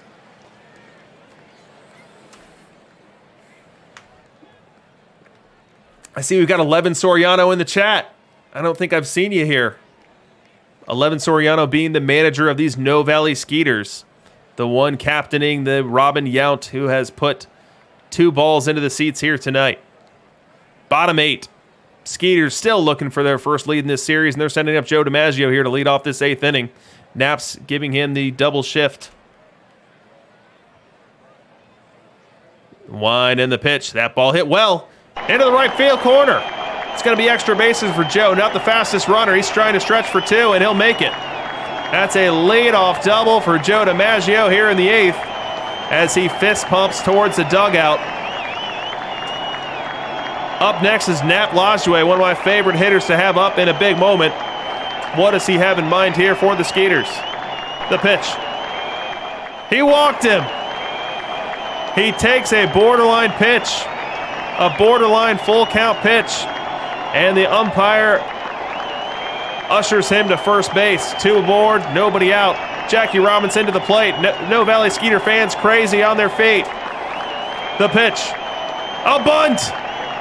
Fielded by the pitcher. Throw over to first in time, but the sacrifice bunt does its job. Moving up Dimaggio to third and Lajoie to second. As Campanella now comes up with a huge opportunity here in the 8th. Any old fly ball of decent depth is going to score this run. You have drawn in infield, which is going to give you a whole lot more chance to poke one through there as well. The Skeeter fans and Skeeter faithful on their feet, hoping for Campanella to come through here. The pitch. Swing and a miss, strike 3. Huge strikeout for Bruce Sutter as he strikes out Roy Campanella, which will allow the infield to go back. But you know who's up right now? You know who's stepping into the box? It's Robin Yount. It's a crime that this isn't a fire Robin Yount. But it's Robin Yount. He of the 2 home runs in this game. He's played hero twice already. Does he have a third time in mind? 1-2 count on the pitch. Swing and a miss, strike 3. Robin Yount unable to get the bat on the ball. And Bruce Sutter strikes his way into the 9th inning. We go top 9 now. Into the game for the Skeeters comes Shane Bieber, his stopper. And he'll face Willie Mays to start. Wind in the pitch. Ground ball to third. Pitch, catch, 1 up, 1 down. Nice play by Jackie Robinson firing over to Cap Anson. Now 2 away in the inning, and up comes a pinch hitter. We've got Ken Griffey Jr. coming in here with one thing in mind. Find a fastball, straighten it out, and put it in the seats. Wind and the pitch. Line drive to third. Pitch and catch, 3 up, 3 down. Shane Bieber does his job, holds the Cleveland Naps right where they are, and gives the Skeeters an opportunity to walk this off.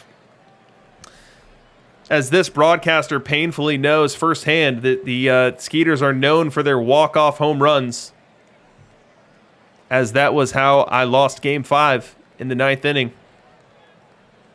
But we'll start this off with Ty Cobb against Mariano Rivera.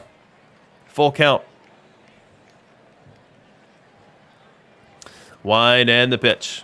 Little looper, infield. Who's going to grab it? Shortstop takes it, 1 up and 1 down.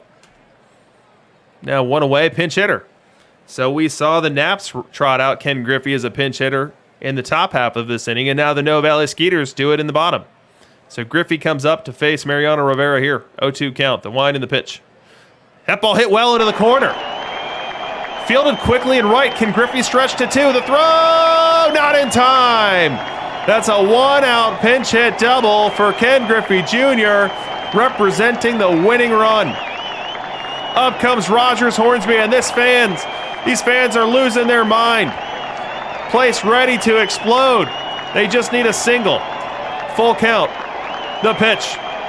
Ball 4. Hornsby aboard. That does set up the double play as Mays comes to the plate. Full count on Mays. The pitch. Swing and a miss, strike 3. Mays came into this at bat 0 for 4. We'll leave it 0 for 5 on the strikeout. Huge opportunity missed there for Mays. But all is not lost as Joe Dimaggio steps in, and he's still got the winning run sitting right on second base with 2 away. The pitch. Fly ball, shallow left center, coming in and making the grab is Tony Gwynn. That means one thing, ladies and gentlemen. That means free baseball as we're heading to extras. Top 10 now. Bieber still in the game for the Skeeters. And up comes Joe Mauer. Not just any Mauer. Fire. Joe Mauer, 2 home runs already in this game. What does he have in mind to lead off this 10th? The pitch. Swing and a miss. Strike 3. Huge strikeout for Shane Bieber and the Skeeters. And the entire crowd can take a deep breath as everyone was on pins and needles with Mauer in the box, given how much damage he had done. Bieber also retires Ozzie, and now Ty Cobb, the only thing standing between the No Valley Skeeters and another opportunity to walk this off in the bottom of the inning. Wind and pitch to Cobb. Ground ball up the middle. Fielded by Lajoie over to first in time. That'll do it for the Naps. Let's go bottom 10. I mean, is there any more appropriate way for the Naps to win than Nap Lajoie going long here to lead off this 10th?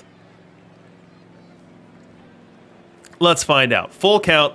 Mariano Rivera into this game. Nap Lajoie at the plate. The pitch. He walked him. Nap Lajoie takes a borderline pitch on a full count there and ends up aboard. Second walk of the game for Rivera. Up comes Jackie Robinson. 1-0 count. The pitch. Line drive up the middle, base hit. Lajoie gets to second. He'll stop there. But the No Valley Skeeters and their fans feel like this is their moment.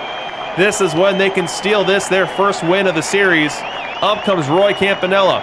He's worked the 3-1 count himself. Fans on their feet. The pitch. Little looper, right field. That ball's down. Around third, trying to score. Lajoie the throw. Not in time.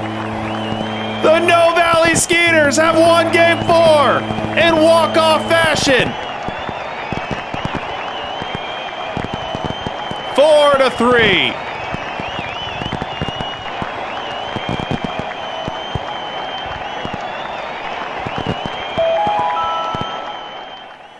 And just like that, we're heading right into the sim for Game 5.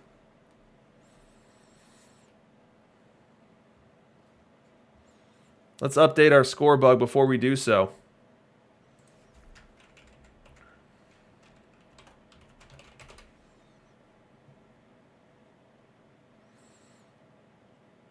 Looks like No Valley is too much.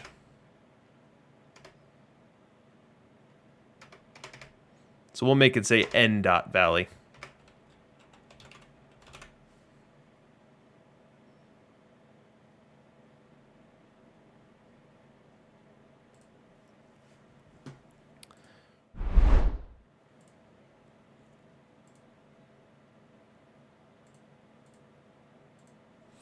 All right, so let's head to a Game 5. Oh, I like that, Hero Driver. Nappy ending. I really like that a lot. So, Game 5.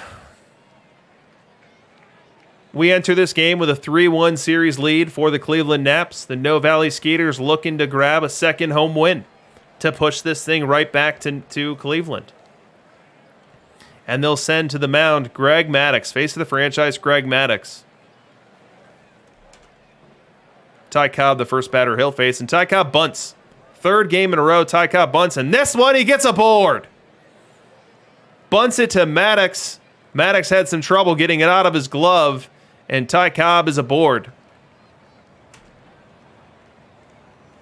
No, nothing else doing there in the first. We go bottom 4.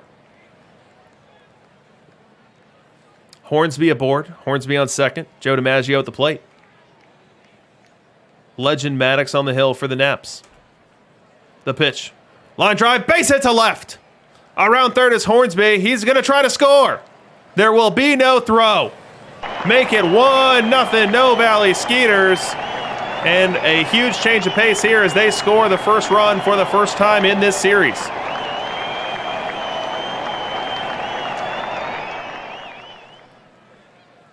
We go top 6 now, and the No Valley Skeeters get an off-camera run. Make it 2-0 Skeeters. And the Naps are now in an unfamiliar position. The Naps are now chasing. We've seen them with the lead all series. Now they're finally chasing here, down 2-0 here in the 6th. Ozzie Smith to the plate, the pitch. Line drive, base hit to left. It's going to go to the wall. Ozzy's going to go for extra bases. The throw, not in time. That's a leadoff double there for Ozzie Smith, setting the table for the Naps as they turn over their lineup to Ty Cobb.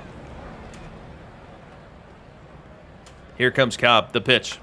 That ball crushed. Deep right center. Gone. Ty Cobb ties the game.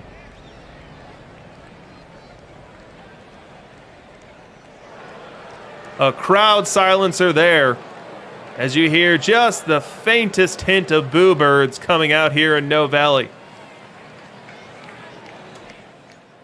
Top 6. Naps looking to grab the lead. They've got Willie Mays at the plate and Shoeless Joe on first. He'll get a head start here as there's a full count and 2 out. The pitch. That ball hit well into left field, and that's a base hit. Shoeless Joe running on the pitch, and he'll head all the way to third base. Put him at the corners and 2 away for Tony Gwynn. Gwynn with an 0-2 count on him. The pitch.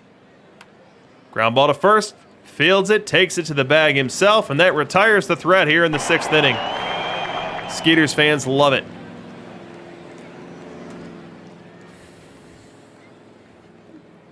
Top 7 now. We're sending up Cal Ripken, but not just any Cal Ripken, but a fire Cal Ripken. He'll bat against Greg Maddux here in a park suited for him. The pitch. That ball belted deep left field. It might be. It could be. It is. A home run for Cal Ripken, giving his team, the Cleveland Naps, a lead here in the 7th inning. Now, will they be able to hold this one? Still in the 7th. Naps having visions of adding to their lead. We've got Fire Mauer aboard at first base and Ty Cobb at the plate. The pitch. That ball hit well into right field, and that's a base hit. Mauer heads to second. He's going to stop there. So 2 aboard now and 1 away.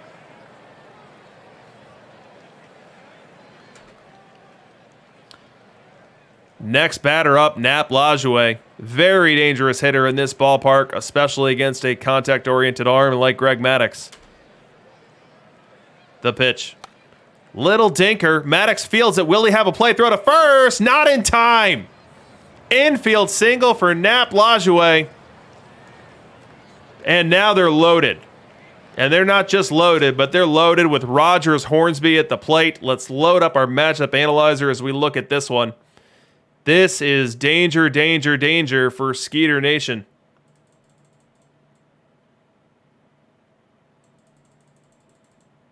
Greg Maddux, face of the franchise. Versus Wright versus Rogers Hornsby. I'm going to give the advantage here to Hornsby because of the ballpark we're playing in. Infield drawn in, playing for the out at the plate. Now Joe Mauer is the runner there, not fleet of foot. But infield playing to the plate instead of trying to go for 2. The pitch. That ball crushed to right field. A diving catch! And then throw to the plate. They're going to double him off! An unbelievable play! Joe Dimaggio makes a diving catch on a sinking line drive, gets to his feet, fires home in time to double off Joe Mauer. A Herculean effort by the No Valley Skeeter right fielder, saving at least a run and single-handedly ending a huge rally for the Naps.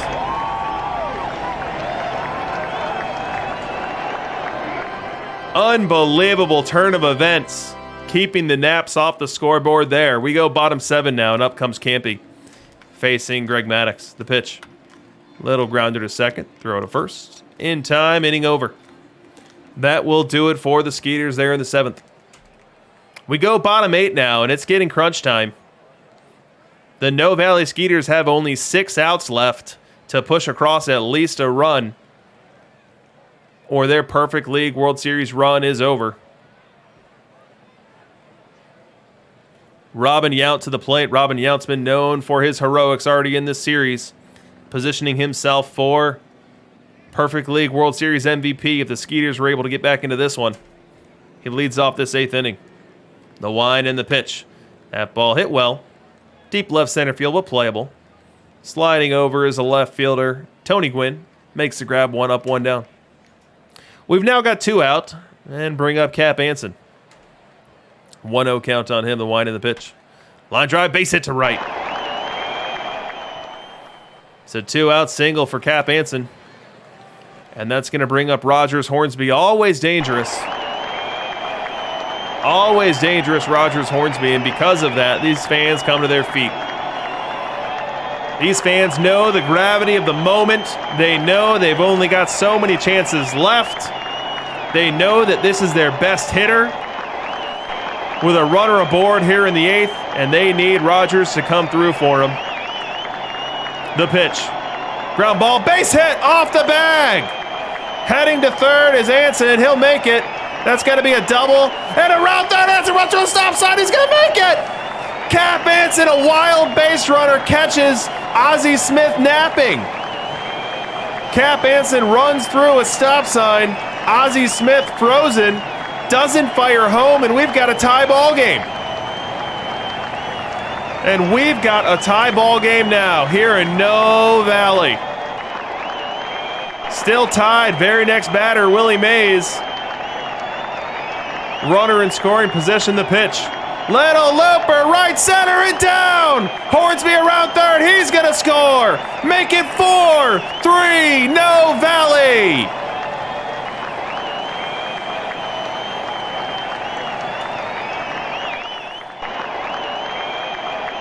What a quick script change for this game as No Valley gets back-to-back clutch hits in the bottom of the 8th from Hornsby and Anson, and now find themselves with a chance to nail down this one with Trevor Hoffman protecting a 1-run lead. First batter he'll face in this one is Fire Maurer.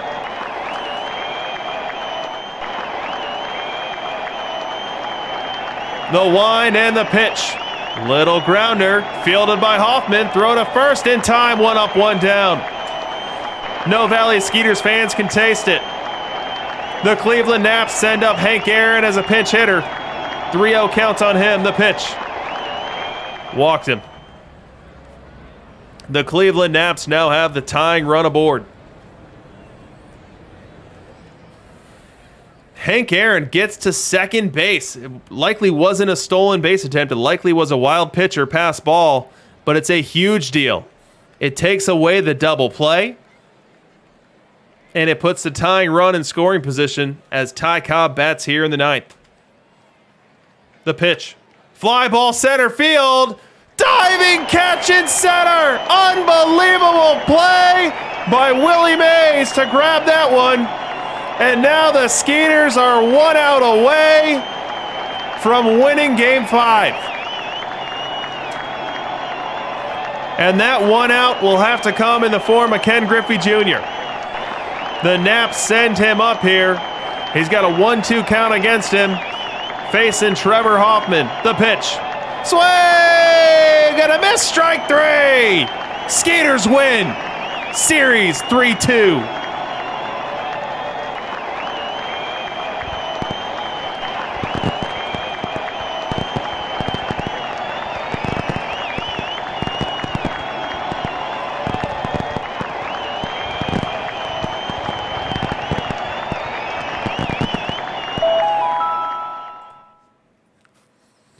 What a series we're watching tonight.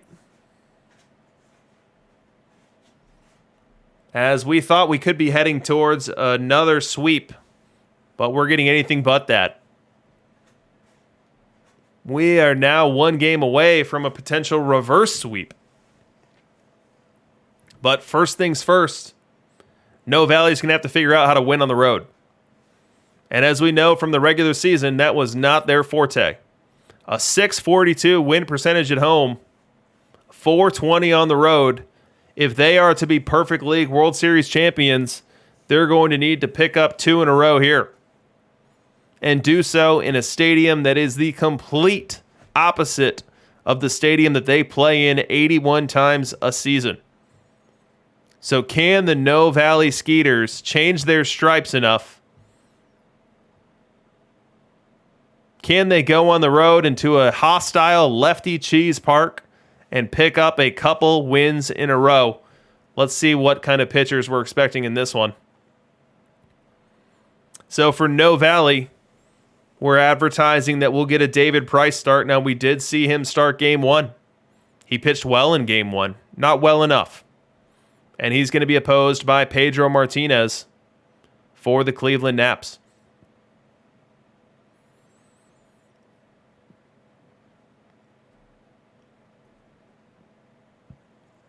What a series we've seen so far. Game 4 and Game 5 both being one-run ball games with lead changes in the 7th or later. And you can see it on the win expectancy chart as we've had our ups and downs. This looks like a nice little roller coaster that you could find at a Six Flags.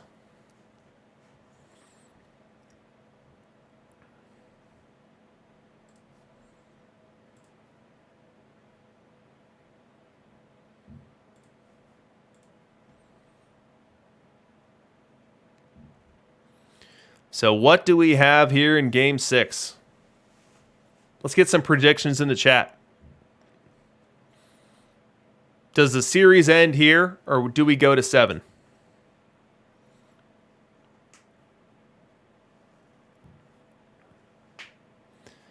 Can the Cleveland Naps put this one to bed?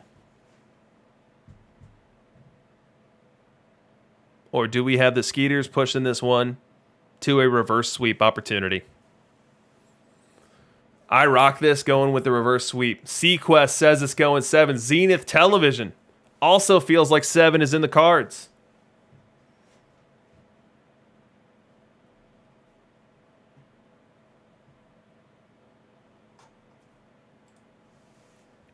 We've got 9 minutes, and then we'll find out.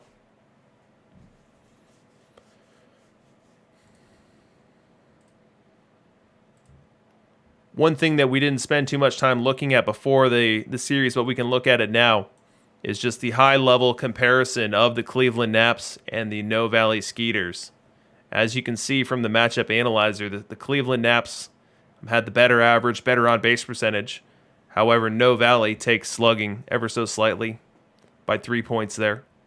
On-base, or OPS, negligible difference between the two. And then we see Cleveland had the better defense, as we highlighted. From a pitching perspective, Cleveland performed right at their FIP. So ERA and FIP almost identical, whereas No Valley put up a very strong FIP, a 3.78. Didn't work out in the ERA department, so underperformed that metric a bit there. And you see that flow through to the WHIP.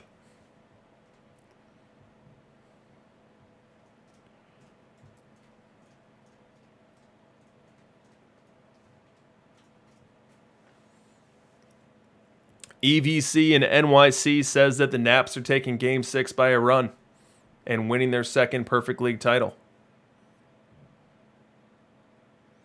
Big Red thinks it's over in 6-2. And Hero Driver has the greatest point of all. This is the team that knocked me out. Those Skeeters are dangerous.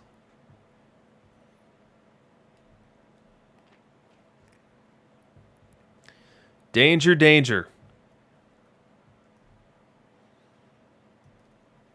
So the Skeeters win the division, which knocks out the Manchego Cheese and ends the 15-week run of API in Perfect League.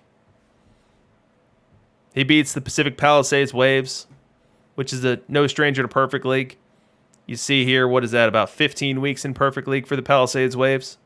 So that's who they knock out in round 1. In round 2, they take the Memphis Chicks. In round 3, they take me out.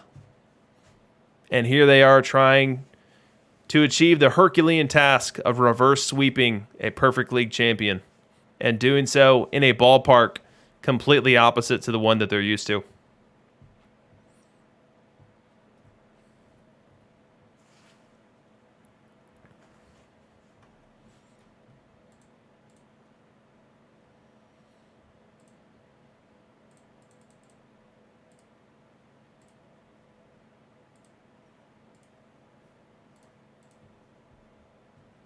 David Price versus Pedro Martinez. Let's look at David Price as a pitcher, as a starter, to see what to expect there. So loading up into your matchup analyzer, I've got David Price, face of the franchise, as a starter. And you see that his numbers leave a little to be desired. You know, the K per 9 below league average, the walks per 9 slightly above it. FIP, WHIP, and homer per 9 all above league average. The homer per 9 outrageously above it. But let's keep in mind the ballpark that we're playing this game in. This is a lefty cheese park. So these observed statistics would all be slightly better for Price. And the big thing with Price is he's going to dominate lefties, as you see here. Real tough customer for lefties to face, and that's exactly what the Naps want to get into this game.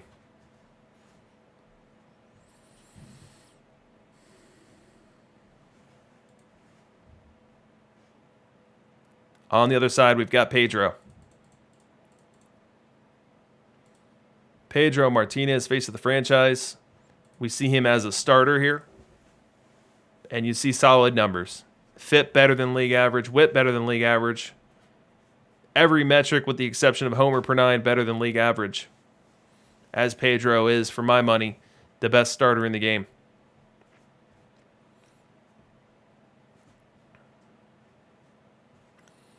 Let's take a quick peek at the performances to date in this World Series to see if we can identify who's likely to win MVP depending on the outcome. So if we're starting with the Naps as they're one game from clinching this, we've got Fire Mauer, who's slugging 1,000, OPSing 1.5 in this series. Only 11 at-bats, but he's certainly made his presence felt. We've got Shoeless Joe, probably a better bet for it there. 8 for 19 on the series. OPSing over 1. Hornsby, he's had a big impact as well. He's got 4 ribbies, team leading 4 ribbies. And then from a pitching perspective, Pedro would not be a bad bet. Now, you don't see pitchers in general getting these World Series MVP awards because it's tough to do. But if Pedro were to come out in this game and twirl a gem, ending up 2-0 in the series with, say, 15 innings of 1 or 2 earned runs, I think that could be enough to push him over the top.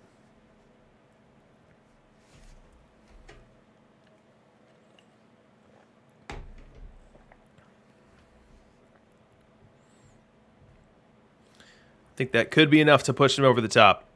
So if it's the Naps, I'm thinking it's Pedro or Shoeless. And then depending on what happens in this game, maybe we get Mauer into the equation. Although if David Price is pitching, I don't think Mauer's playing. And then over on the No Valley Skeeter side, if they're going to win MVP, they're likely to win 2 games. So it might be a little premature to look at these now.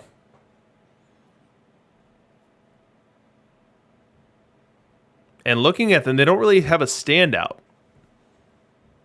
I mean, if Nap Lajoie is our best standout with 1 RBI, no home runs, OPSing 8 something, the No Valley Skeeters really have not hit in this series. And that's reflected in their performance here.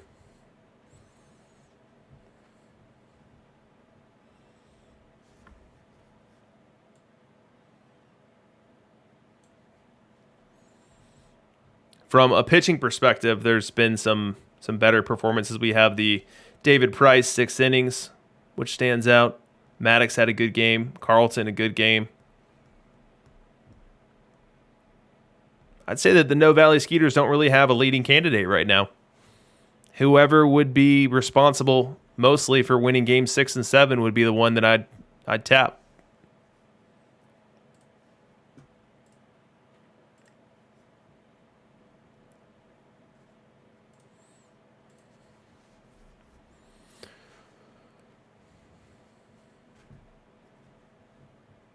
Who's in the chat and coming up to perfect next week?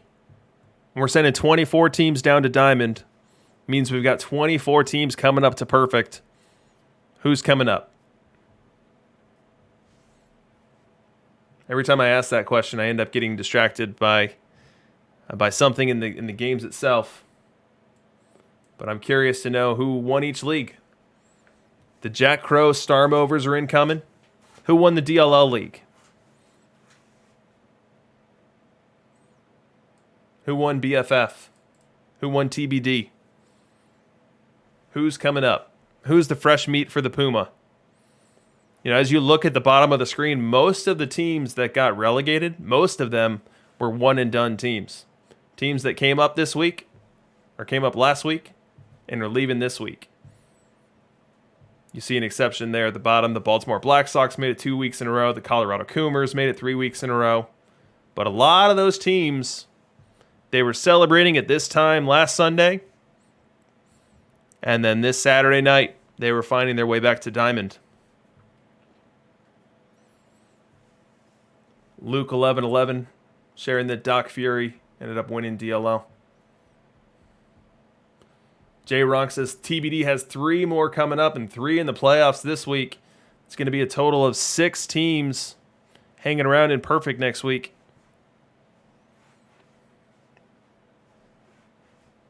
McLeod Hill Maples win D354. It's not a team that I'm familiar with, but we'll see what they have in store next week.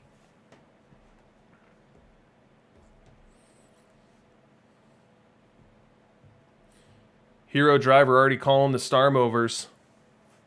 Star Movers. If I could read. The Star Movers as one and done. 5 seconds to the sim here, guys. Now, last week we did not long sim. Last week, the sim came and the sim went, and all of a sudden the World Series was over. So we'll see if we get a similar experience this week, or if we are back into the standard experience that we've had from a long sim perspective, where it takes 14, 15 minutes for that sim to come in. Yes, Sydney did get relegated this week. I mean, they did a lot of training. They were not themselves this week, as they were open to the possibility of getting back to DLL for the DLL Ultra Championship next week. And so that DLL Championship next week now has Manchego Cheese and the Sydney Blue Sox joining the fray.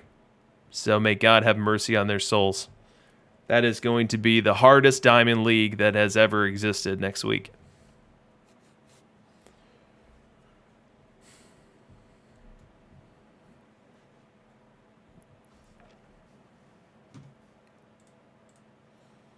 Here were your standings for the Perfect League this week.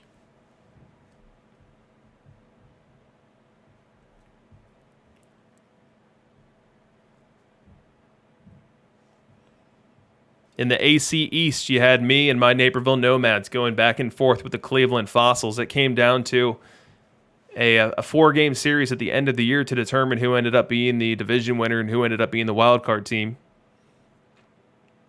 But neither of us ended up on this stage here tonight. In the AC Central, you had Jesse Roach's Richmond Rhinos taking down a division crown there, and 2 other teams coming out of there as wild cards.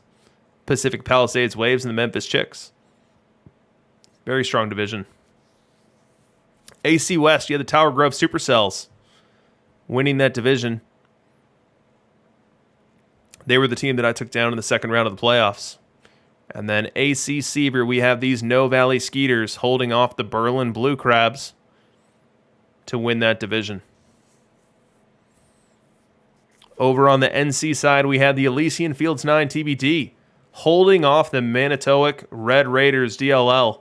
And that was another division race that came down to the final series of the year. If the Red Raiders were able to sweep it, they would have been able to force a game 163. But instead, they were only able to take 2 of 3. In the NC Central, we have the Topeka Defenders and the Beaches. Defenders ended up running away with that one with a strong late-season push. And then NC West, we have Quanah Condors, BFF, Golden Gophers team, holding off Chuck's Trash Pandas. But both teams made the playoffs. Colorado Coomers found themselves on the wrong side of the relegation line. And then down in the NC Maddox, perhaps the most competitive division this year, we had the Cleveland Naps winning 92 games and claiming the division crown. But DLL is Snowball, and the Phoenix Firebirds both grabbing wild card spots. And then the Tamps, an 84-win effort in that division, not being enough to hang around.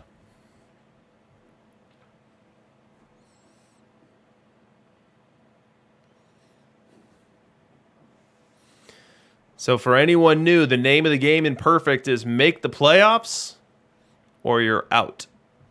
Make the playoffs or you're going back down to Diamond. And the only way you're coming back is if you win a Diamond League.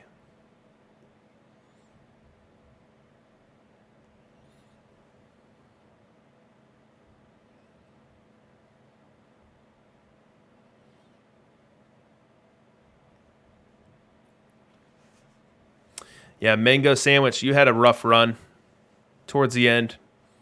You were in position to grab a playoff spot. The last 2 weeks were not kind to your team at all.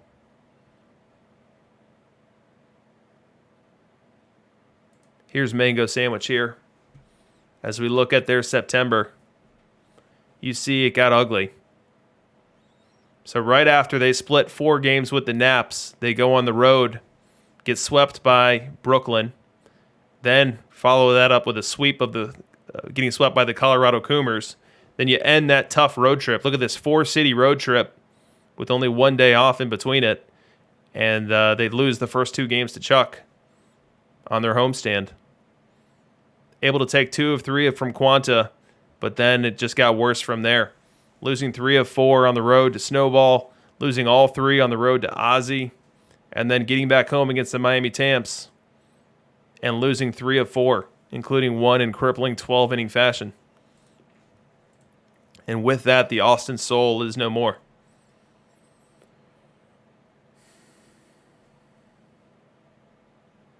Jay Modenhall, 666 runs. Let's take a look at it.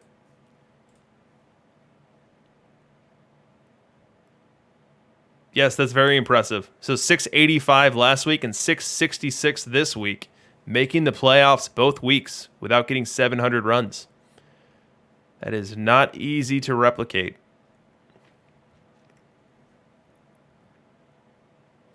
I would guess you're towards the bottom half of the league.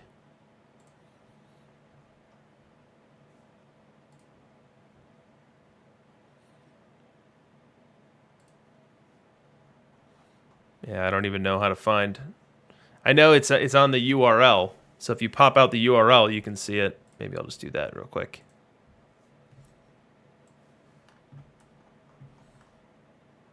All right, runs per game. You have the Berlin Blue Crabs all the way down here. 4th worst offense in the league. And yet they make the playoffs for the 2nd week in a row.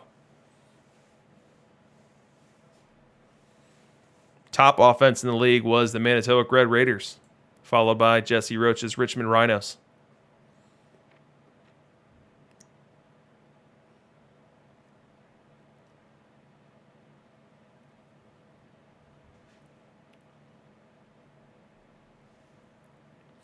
All right, so we are now 6 minutes into waiting for this sim, so this could be the return of the long sim. Let's turn to the chat. We could have a little quick AMA if there's any questions you want to ask about players, about teams, about cards, about strategy, about the ladder. Maybe this is your first time watching this Perfect League World Series. You're trying to figure out what it's all about, how you even get into it, what it even means. Well, we've got a couple of minutes here. Happy to field any questions that you have about particular observed performance of cards, observed performance of teams that were in Perfect League, or anything else. But what I've got on my screen right now is the ladder structure. So as you start out with your perfect team, you first start out in entry pool. And then based on your performance in entry pool, you'll get placed into this ladder, most oftentimes into the rookie level. And then from there, you have to earn your way to each tier up.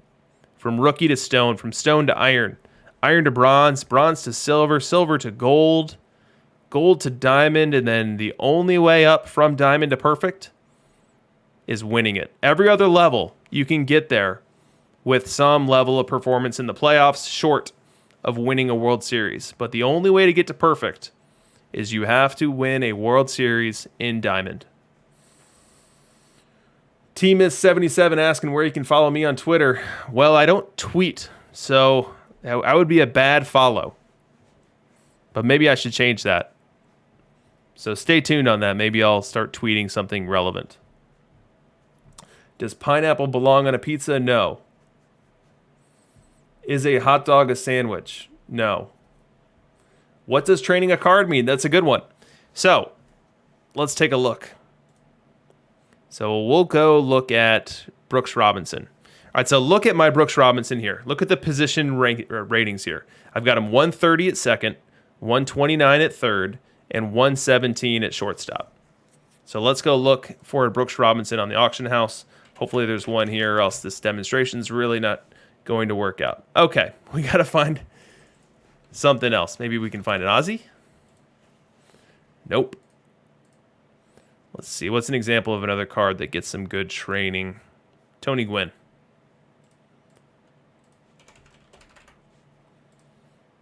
There we go. All right, so this face of the franchise, Gwynn. If you buy this card stock, if you redeem this card, you do the collection needed to get this Tony Gwynn card, this is the training that you're going to get. You're going to get a card that is rated 101 in right field, and you're going to get a card that's rated 55 in center field. But look at my Tony Gwynn. So my Tony Gwynn is 101 in right field. It's 91 way up from the 55 in center field, and then 113 in left field, a position rating that did not even exist on the stock card. And so what training is it's getting this card and then playing it in those positions with which it has the ability to train, and then watching that go up. And so if I look at my all-time fielding stats for Tony Gwynn, I've got 1,000 games started in left field. I've got 180 games started in center field. And so over the course of that, it doesn't take nearly that long, but over the course of that, he goes from whatever he starts with to whatever he finishes with, and training does cap out.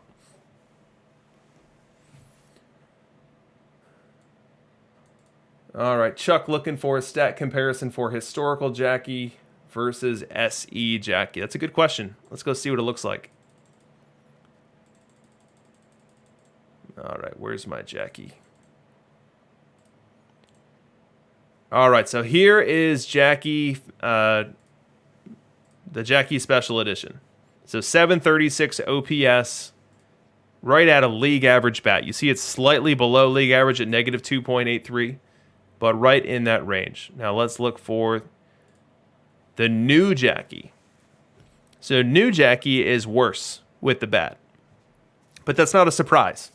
When we debuted this card, when Chris dropped this card, and then Kidneys and I were talking about it 45 minutes later, we said this card would not hit as well as the last Jackie. And that's not a problem, because this card does a different thing. The original Jackie, the special edition Jackie that you get for completing the Negro League set, is really made to be a bat-first card. To be a card that you put at third base or at first base, and you derive value from him hitting and running bases. And as we stand here today in the meta, there are some cards that have come along that do that better. But the reason that card couldn't be deployed at second base is because of its defensive ratings. Its range just wasn't good enough. And so this new Jackie comes, and this new Jackie has a ton more range. I want to say it's 108 versus like 92-ish. So game-changing additional range, a Jackie that can absolutely sit in the middle of the field at either position, second base or shortstop. And so even though the new Jackie does not hit like the old Jackie, it's still a more valuable card because it can play that defense at the level it needs to be played in the middle of the field and still hit a lot better than the other cards that do that. Your Mark Belongers, your Ozzie Smiths. And so that's why this isn't a disaster that the new Jackie isn't hitting as well as the old Jackie, because it was never expected to, and that's not what made it valuable.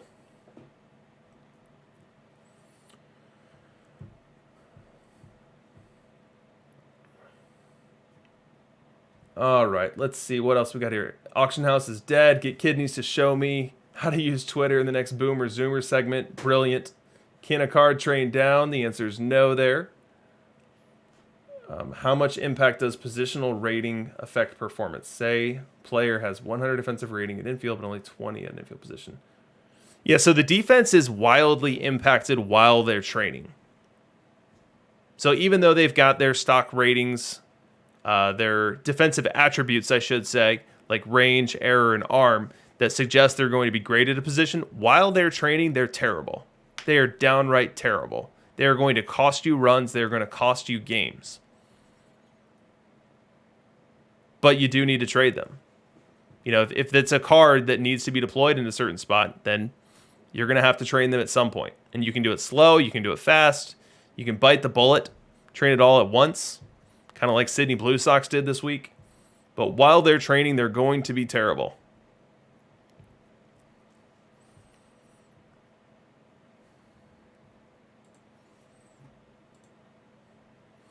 We are still simming here. We are now 14 minutes into the simulation.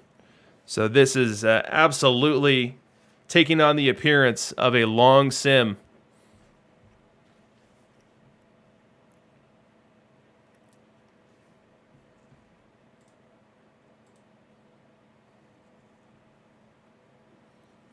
Here were your league leaders for Perfect League right here.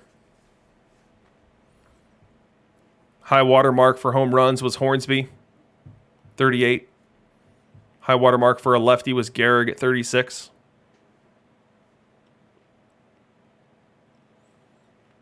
You see our batting average leaders are split between Shoeless Joe and Tony Gwynn. Tom Budaman asking if I have any idea about how much fatigue affects different positions, batting, pitching, fielding. I don't know. I don't know the answer to that. I know that as I actively manage my team, I try to pull out players that are tired, but I don't have any documented, observed performance, which tells me that that is absolutely the right thing to do. So I don't know what type of statistical degradation you get in those three categories you're talking about as fatigue starts to set in. I just try to avoid it.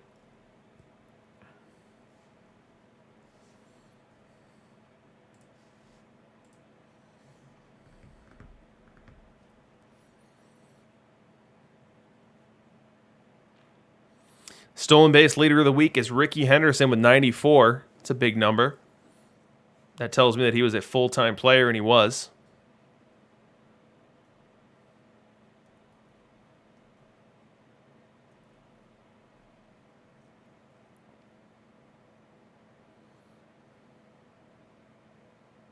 Look at that. Isolated power leader of the week this week was my Nap Lajoie. I love that guy. Might be my favorite card in the game. Not because he's the best card in the game, but because when you're watching that highlight engine and he comes up to the plate, it's almost always something good happening for you.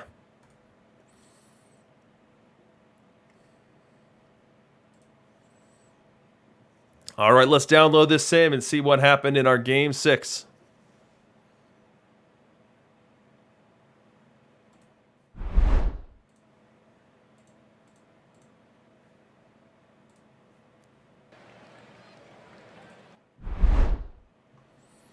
All right, let's get cooking here. We are back in Cleveland. Now we know in games 1 and 2, the Naps won each game.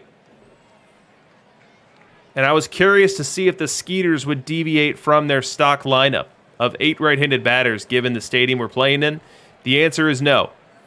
They're sticking with the lineup that got them here. And we'll see if it's able to push them to a Game 7 as they face Pedro Martinez in this elimination Game 6. First, we have a bunt. Easy field, easy catch. So the No Valley Skeeters, Ty Cobb, attempts to get aboard via the bunt for hit unsuccessfully, and it's 1 up, 1 down for the Naps. We go top 3 now. Another highlight for the Skeeters as Jackie Robinson comes up against Pedro Martinez. Wind and the pitch. That ball crushed to right center field. It's down. It's going to split the gap. It's going to be extra bases for Jackie. Heads his way to second base. He'll stop there. A leadoff double for the Skeeters. Cannot overstate how important it would be for them to get ahead in this one early. Roy Campanella retired, and that brings up superstar Robin Yount. 2 homers in this series already, looking for an extra base hit here. The pitch. He walked him. Robin Yount aboard as this lineup flips over. The only lefty in the lineup is Ty Cobb, and we're playing in a lefty cheese park here. So you really need your lefty to earn his keep. 3-2 count. The pitch. Swing and a miss. Strike 3. Ty Cobb goes down swinging. A huge strikeout here for Pedro Martinez. We go bottom 4. Bottom 4, and we're leading off this inning with Shoeless Joe. As the numbers that I've shared during this stream tell you, Shoeless Joe is just about the best hitter in this game, going both ways. He's facing a lefty here and a tough lefty in David Price. The wind and the pitch. That ball crushed. Left field. Up, up, up, and away. A fence-scraping home run for Shoeless Joe Jackson. It was a low rising line drive that just never came down. 365 feet off the bat into the second row, and that ball got out of here in a hurry. Fireworks for the Naps.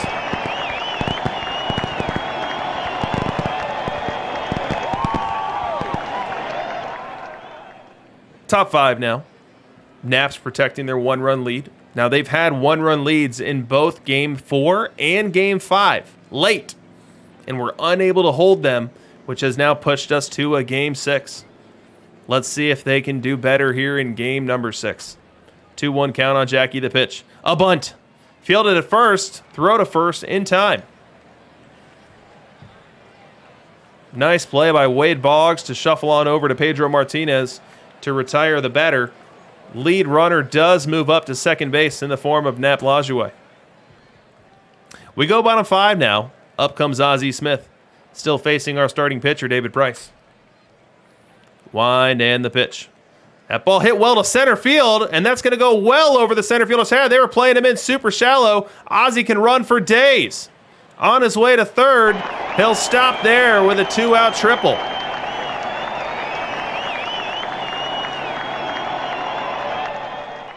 We go top 7. No Valley Skeeters, still looking for their first run. We talked about Pedro Martinez as a dark horse MVP candidate for the Naps, but it would require him throwing a gem here in Game 6 to clinch it down, and that's just what he has his eyes set on. He'll face Lajoie here with 1 away in the 7th.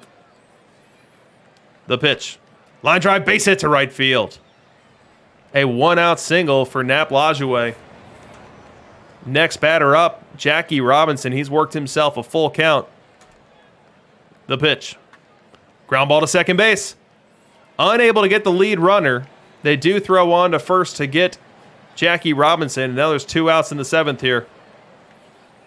Big moment in this game. Cleveland Naps protecting a 1-run lead here in the 7th.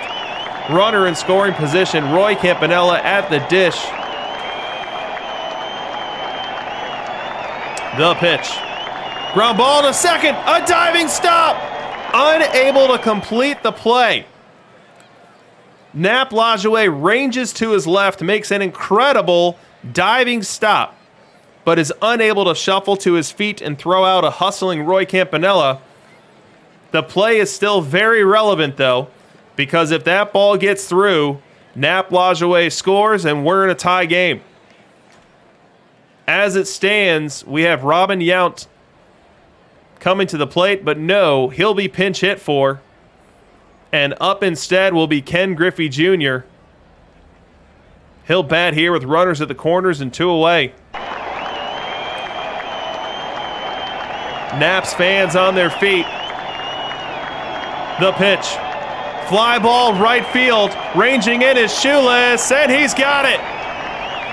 The Cleveland Naps get out of trouble here in the 7th. Pedro Martinez able to walk around or work around a couple base runners.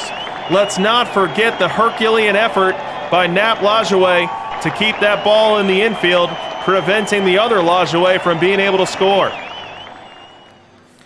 We go top 8. leading off for the Skeeters as they are running out of outs here. Only 6 left. And they still trail by 1. Leading off is Ty Cobb. The wind and the pitch. That ball hit well. Deep right field. Deep right field and going. Gone! Ty Cobb ties the game. The Cleveland Naps have now blown leads in all of the past 3 games. That sinking feeling setting in here for the Naps fans and Naps faithful.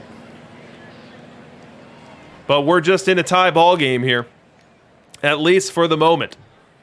We now have Ricky Henderson aboard as a pinch runner and Hornsby at the plate for the Skeeters. 3-1 count, the pitch. Ball 4. The Naps digging themselves into further trouble here. You could cut the tension with a knife here in Cleveland. Next batter's Willie Mays, and we've seen enough Pedro Martinez. He now departs to the dugout. He had visions of throwing a complete game shutout here and being carried off the hero. It's not meant to be as he gets into trouble here in the 8th inning. Bruce Sutter comes on to face Willie Mays. Let's get use out of our matchup analyzer here. What does Bruce Sutter look like versus right-handed batters? And you can see the answer to that question in the matchup analyzer right now. 1-2 count.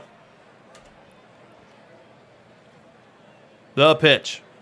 Swing and a miss, strike 3. Huge strikeout by Bruce Sutter on the first batter he faces here in this one. Runners move up to second and third via pass ball. And so that means that the go-ahead run is 90 feet away in the form of the greatest base runner in baseball history, Ricky Henderson. But the Naps fans are still rooting on their guy. They're still pushing Bruce Sutter here. Need a strikeout. If not a strikeout, need a ground ball in the infield. 2-2 count to Dimaggio. The pitch. Little looper on the infield and caught. A huge out for the Naps as the runners are unable to move up. And that means that this rally is going to fall at the hands of Nap Lajoie. 2 on, 2 out. 2-1 count, the pitch. Little blooper, right side of the infield. Shading over is the first baseman. He'll make the grab, end the inning, and the threat. A Houdinian-esque task achieved by Bruce Sutter as he gets out of the 8th with no trouble after inheriting runners at first and second and nobody out. We go bottom 8 now. Ozzie Smith will lead off this one, and into the game comes Shane Bieber. Shane Bieber is the No Valley Skeeters stopper. Wind and the pitch. Line drive, base hit to left. Ozzie Smith leads off this 8th inning with a loud line drive single through the 5.5 hole on the left side of the infield. Next batter, Ty Cobb. The pitch. And he bunts. Smith racing to second. He'll get there. Cobb thrown out at first, but the sacrifice bunt gets the job done.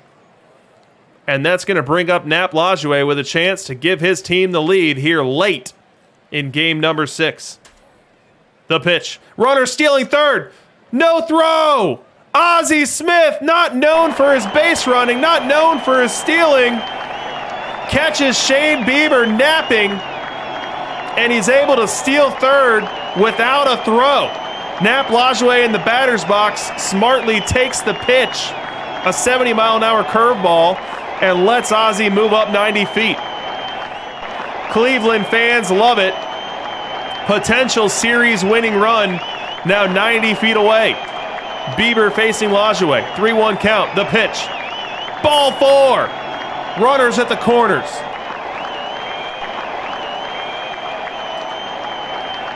Shoeless Joe into the box. Dangerous, dangerous moment here for the No Valley Skeeters. A lefty park with the best left-handed batter at the plate, facing a right-handed pitcher. All the stars are aligned here for the Naps. What is going to happen here? The 1-1 pitch. Ground ball to second. It's over to first in time. Runner has to hold. Runner has to hold. So Jackie Robinson, playing shortstop, shifted up the middle, catches this ball on the other side of the bag as they were playing the shift, was able to quickly check the runner at third, quickly checks the aggressive base-running Ozzie Smith, returns him to the bag, and then is able to throw on to first to retire shoeless Joe Jackson. So now we've got a situation where we've got runners at second and third, Ken Griffey Jr. at the plate, and Shane Bieber one strike away from getting out of this nightmare inning. The pitch. He walked him. Ken Griffey Jr. aboard, bringing up Cal Ripken Jr. with the bases loaded. Shane Bieber's got nowhere to put him. And it's not any Cal Ripken. It's fire Cal Ripken. And can fire Cal Ripken irrevocably change the course of this series with one swing of the bat? The pitch. Ground ball, base hit down the third baseline. One run will score. Here comes Lajoie. He's going to score. Griffey around third. He's trying to score, and well, Cal Ripken Jr. a bases clearing double, giving Cleveland a 3-run lead here in the bottom of the eighth.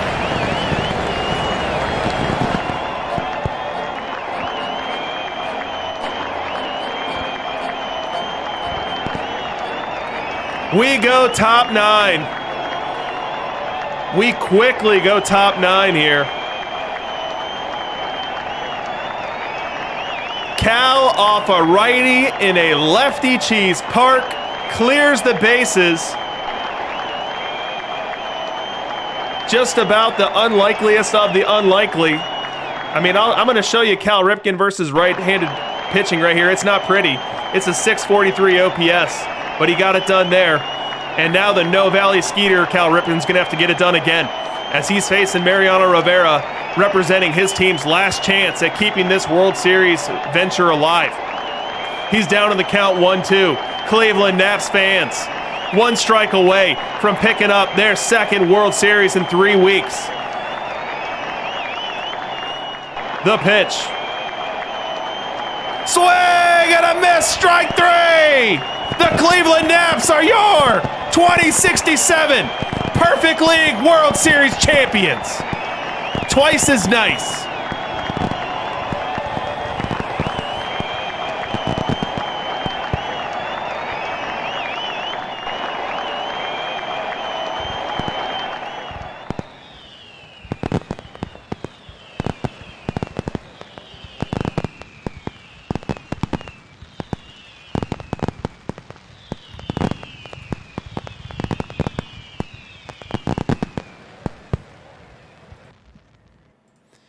So that is that, folks. The Cleveland Naps are now the 4th ever 2-time Perfect League champion.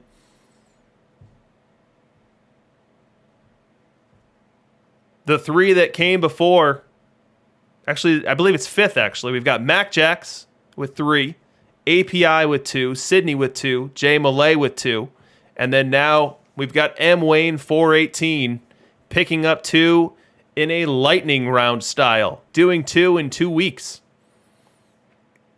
So with the Sydney Blue Sox winning last week, we now have back-to-back weeks of owners claiming their second title. And with Cleveland, we see Pedro gets that ace outing he was looking for. Now he gave up the 1 run and then loaded the bases for Suter to come in and clean up. But still, all told, a great outing for him. And the same can be said for the No Valley David Price.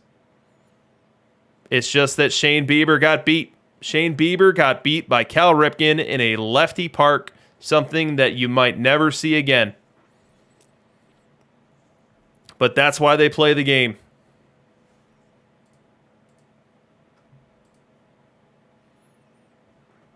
So a heartfelt congrats to M. Wayne 418.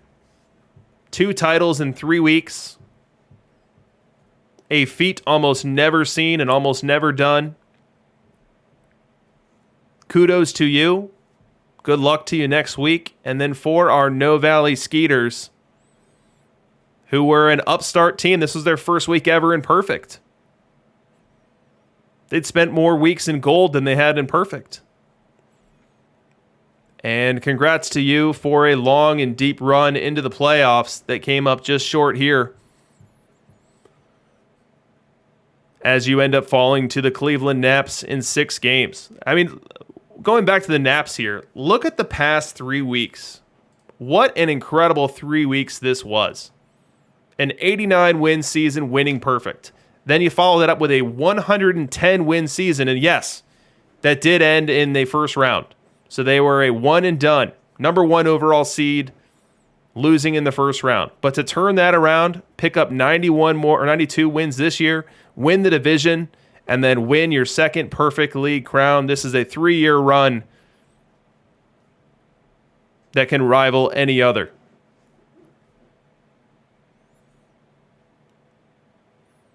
The beauty of it all is that both of these teams will be right back next week. Every team with a letter prefixing their city name here will be back next week to compete for another opportunity to win a perfect league title. Will we have the Naps winning their third? Will we have the Skeeters right back winning their first? Will we have one of these other teams that made the playoffs this week and then fell within the playoffs winning a title? Or maybe we have an upstart. Maybe we have one of our teams moving on up from Diamond. Maybe they're the one that grabs the crown. But the beauty of it is that we'll be right back, same time, same place next week to figure all that out and to break it all down as it's happening. That concludes our coverage of the 2067 Perfect League World Series. I have been your host, DRC. Thank you all for joining. Thank you for contributing to the broadcast. And can't wait to see you next week.